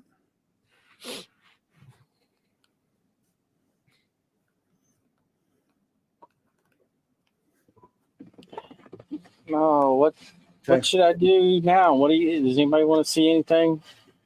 I'm not going to do the ring on the Rolly. My rotary was giving me issues earlier today. Heirloom, that's going to be the exact opposite of me when I go and I get my diode. I'm going to be like pacing because it's not going fast enough. Mm-hmm. All I have is a fiber right now, and I'm used to high speed. Yep. But a CO2 is perfect for clear acrylic or large signs. So if you want to do something big, well, then CO2 or clear acrylic, it's perfect.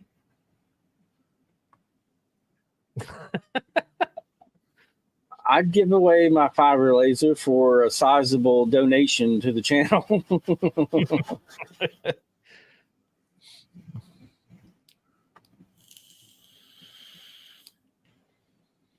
You got LightBurn running right now, Patrick? Yep, it's I just popped it up. Okay. And that's why we're flickering. Yeah, I think my 60-watt fiber laser will last me the rest of my life. I don't think I'll ever have a need to ever want another fiber laser, in my opinion. But we'll see. I said that about 3D printers.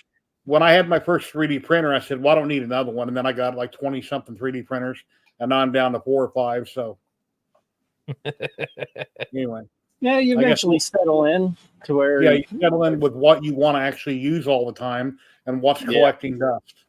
Because if it's collecting dust, then I need to get rid of it. But you're smart. You get a 60 to begin with, and then you're not wanting something 2 months down the road when you find out the 20-watt or 30-watt won't do what you want it to, or won't do it near as fast as what you would like it to. Yeah. Yeah. Well, thanks to Patrick, it all worked out for the one that I have. It's a great place. Great Company place A didn't pan out. I'm glad it didn't. Company B did.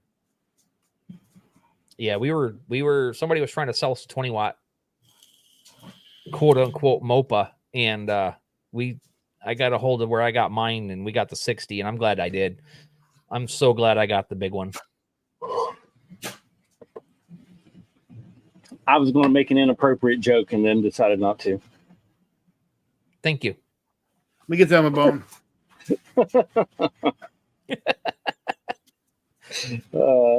Well, so I always tell people, I'm like, listen, if you're going to build a garage, you're going to always want that extra 8 feet. So just do it. You know, you're going to want to put another motorcycle in there or an extra lawnmower or something in there. So just make it bigger right off the get-go. And then you're not going to regret, you know, it's going to cost you less to build it or buy it first than it is to go back and redo it. That's right. Yeah, I got a lawnmower issue I got to fix. I don't have grass anymore in my yard, and every season when I would shut off the gas, I wouldn't drain the carburetor and let it run till it died, so I've kind of gummed up the carb. So last time I tried to start the motor, it was running, but it was surging really bad. Up, low, up, high, low, was surging. So I took the carburetor apart, and I couldn't get the, what do you call it? The jet out of it. It's supposed to take a small screwdriver and unscrew the jet. It would not come out. So I cleaned it real good, the carburetor clean and put it back together, and now I can't get it to start at all. So I need to take it apart and soak it in CLR or something and try to free up that jet so I can unscrew it. My other alternative is I set it out on the street and let the garbage or a scrapper take it, but I'd rather get it running and sell it. It's a rear bagger. It's a good mower. So. How do you keep your vision enough to watch that video on your lawnmower? Huh?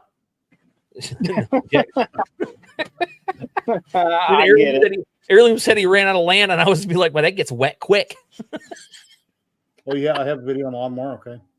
Yeah, whenever I work on anything to refresh my memory, I go to YouTube and I watch a video on whatever it is I want to work on, whether I've done it before and I need to refresh my memory or I need to see how to do something. That's what I always do.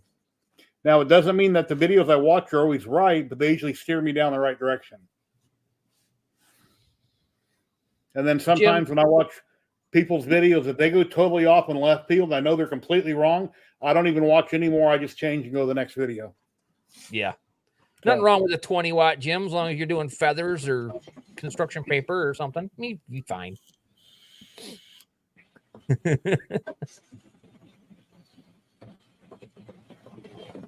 All right. I'll do a demo. You're talking about plastics. Yeah, I don't really have any good non-MOPA settings for that, or I would turn something on and do it. Well, you got plastic and polymer. They're all similar.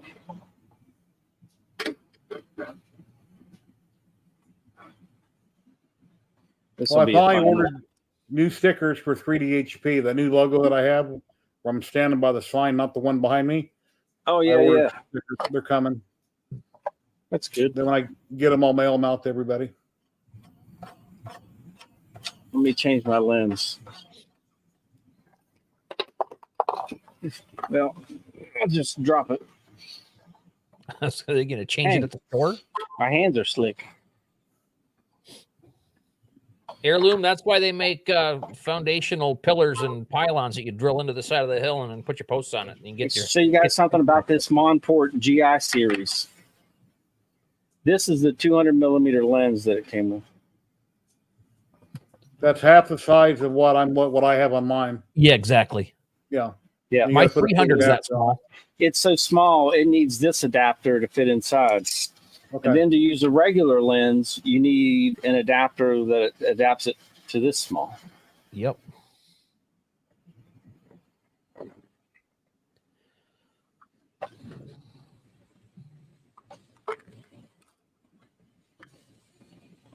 And I don't know where the damn covers are. They don't fit.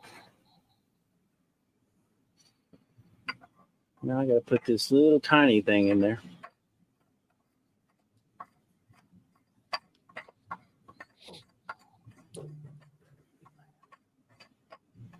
There, I think everybody will enjoy this demo. I'll reveal what I have on the bed. You have any kids, Jeremy? 6. 6. Yeah, wow. I can't believe I'm still out here because my oldest with my grandson is in the house and she's about ready to pop with her second one and they're having dinner. I'm hungry. What are you doing still out here? I don't know. It's too much fun. What's for dinner? We raised our own meat birds this year, chickens.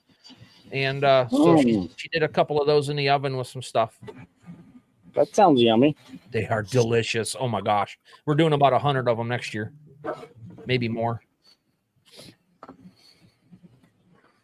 We did 8 this year just to get our feet wet in it. And I like me some chicken. Yeah, I love chicken, but I've never killed or defeathered or cut up my own that way. I'm not into that. We took them to a place that does it. A couple bucks a piece. Wasn't bad. How much was it? Under 5. Well, that's not bad. Yeah. No, I mean, you can't even rent the equipment to do it for less than, I think, $75 a day. Well, don't you just use your hands and pluck by hand and go down that route and have a sharp knife? No, there's a big, long process to do it right. Okay.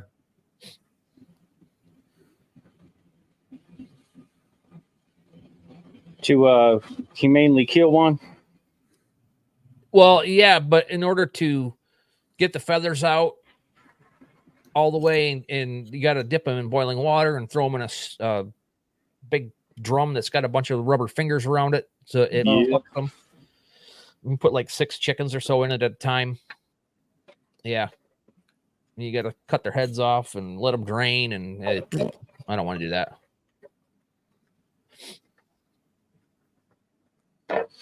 Oh my gosh, I got too many freaking tables. I take care of my deer and squirrel and rabbits and stuff. I don't need to do chickens. I do enough of it.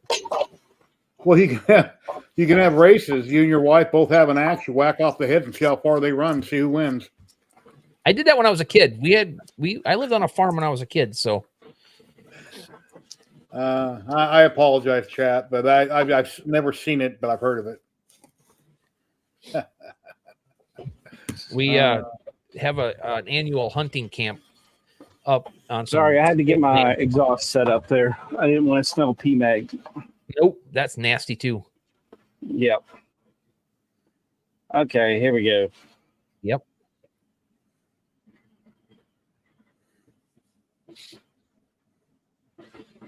Yep, chicken plucker videos. I never seen you frame it, but I guess you did.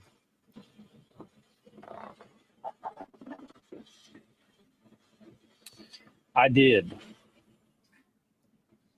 Rabbits are easy. It's hard for my framing to pick up on camera. I noticed I can see it by eye, but the camera has trouble seeing it.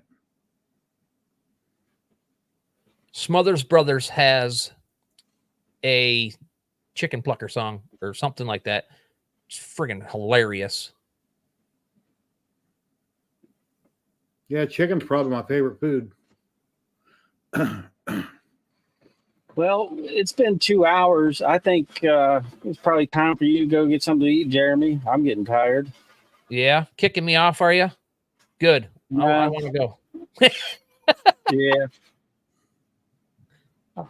Figured I'd do this multi-shaded PMAG real quick. Yeah. Yeah, whenever I'll sign off with you. You need to make an outro, Jeremy, where you can hit a button on your Stream Deck so you're playing the air guitar or something crazy like in your other videos. I don't have all that fancy equipment. I just got a laptop and a wireless mouse. I meant Patrick. Sorry, Jeremy. I meant Patrick. Oh. Where he's playing his guitar and he's got a wig on and all that crazy stuff. Yeah, I do the guitar and electric violin. Jerry Cooper says, what fiber is that you're using? That is the Monport GI60. Yeah, that's what the bed looks like, a Monport. In the middle of my color video that I just put out, I'm jamming out to some music in the shop, and I spent probably an hour and a half trying to find a song that would actually kind of go with it so I could put it in there. You go to YouTube Studio, they got free music? Yeah, but I pay for Epidemic Sound too, because, you know, I like better stuff. Yeah.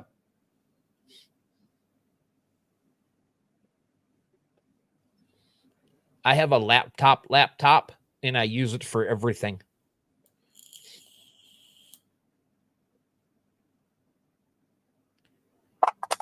Well, there's side one. That's fast.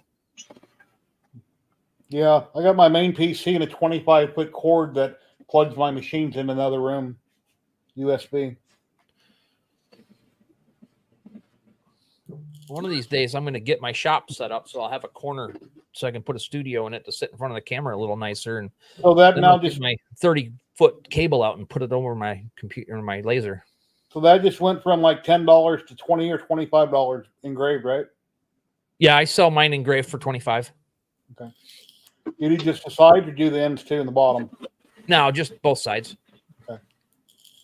People want to bring them to the shop. I charge $15 if the artwork's easy.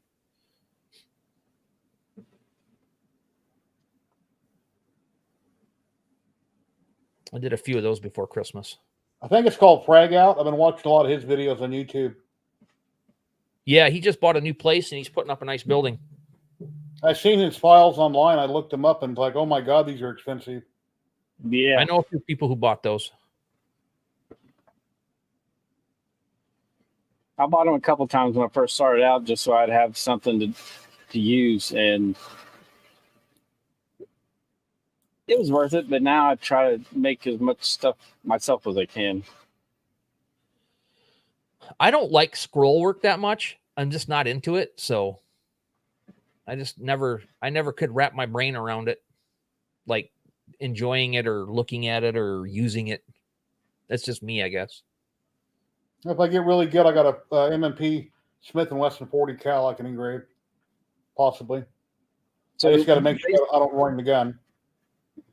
That's what I wanted people to notice with this is how fast it's running. So on plastics, you run low power and very fast. Yep, very fast. Most of mine is around in between 4,000 and 5,000, 5,500 millimeters a second.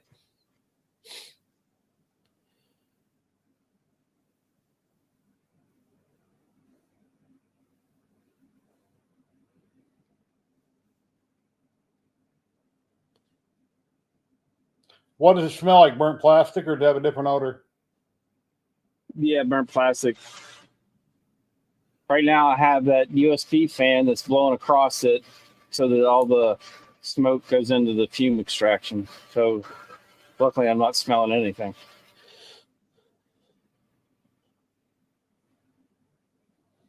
Everybody in chat, please hit that like button. Everybody, Jeremy would sure appreciate it, or Patrick would appreciate it. So would Jeremy, and I would too, since I'm getting my names mixed up. Subscribe if you haven't. Please share out the stream. Towards the end of the engrave, I added that USB fan because I forgot to put it up there when I first started. But I like running the USB fan across the PMags to direct the smoke into the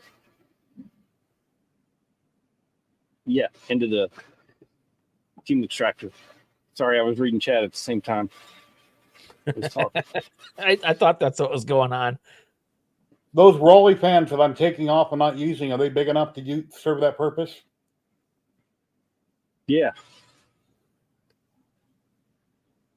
Looks nice. Cool. Yep, so there's just a quick example.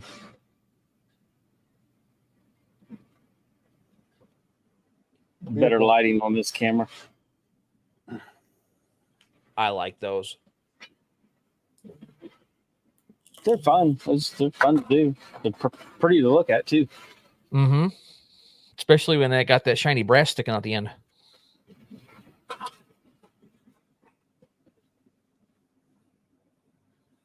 Yeah. Jerry, you are welcome. Thanks for stopping by.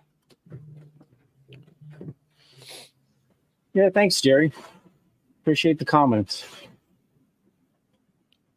All y'all.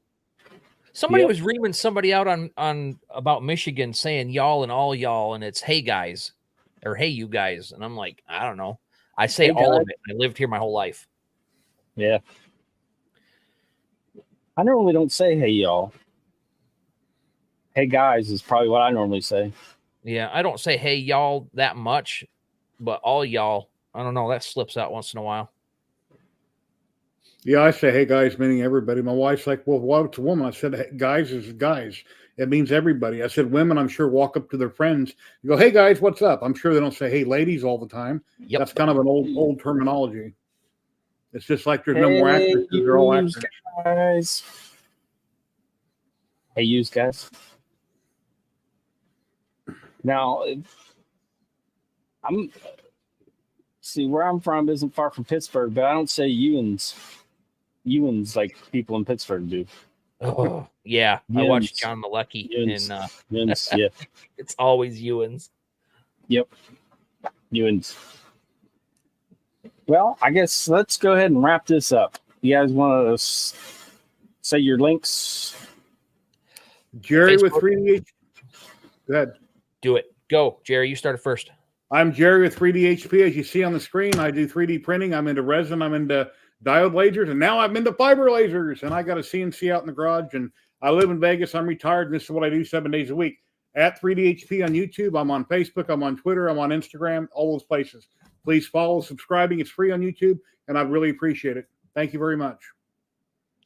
I am Jeremy with HTL Holsters, soon to be changed all over to HTL Customs. Find me on Facebook, my YouTube channel. That's pretty much it at this point. We're working on a website. When that's up, we'll let everybody know. I'm just getting used to being on camera and doing all this stuff. So I'm learning. Yep. Well, you already found me on YouTube at Light Source Engraving, but we have a Laser Makers Realm Facebook group. You can find me on Facebook with my personal Facebook page and at my business Facebook page. But if you search for me, you'll find me. You'll see where I'm at. But thank you for watching. I greatly appreciate it. If you haven't, please subscribe. Like Jerry said, it is free. Click the bell so you'll get notified for the next live stream and any future videos. And again, thank you so much for watching. And most importantly, have a great day, and we'll see you in the next one, folks. Thank you. Later, guys.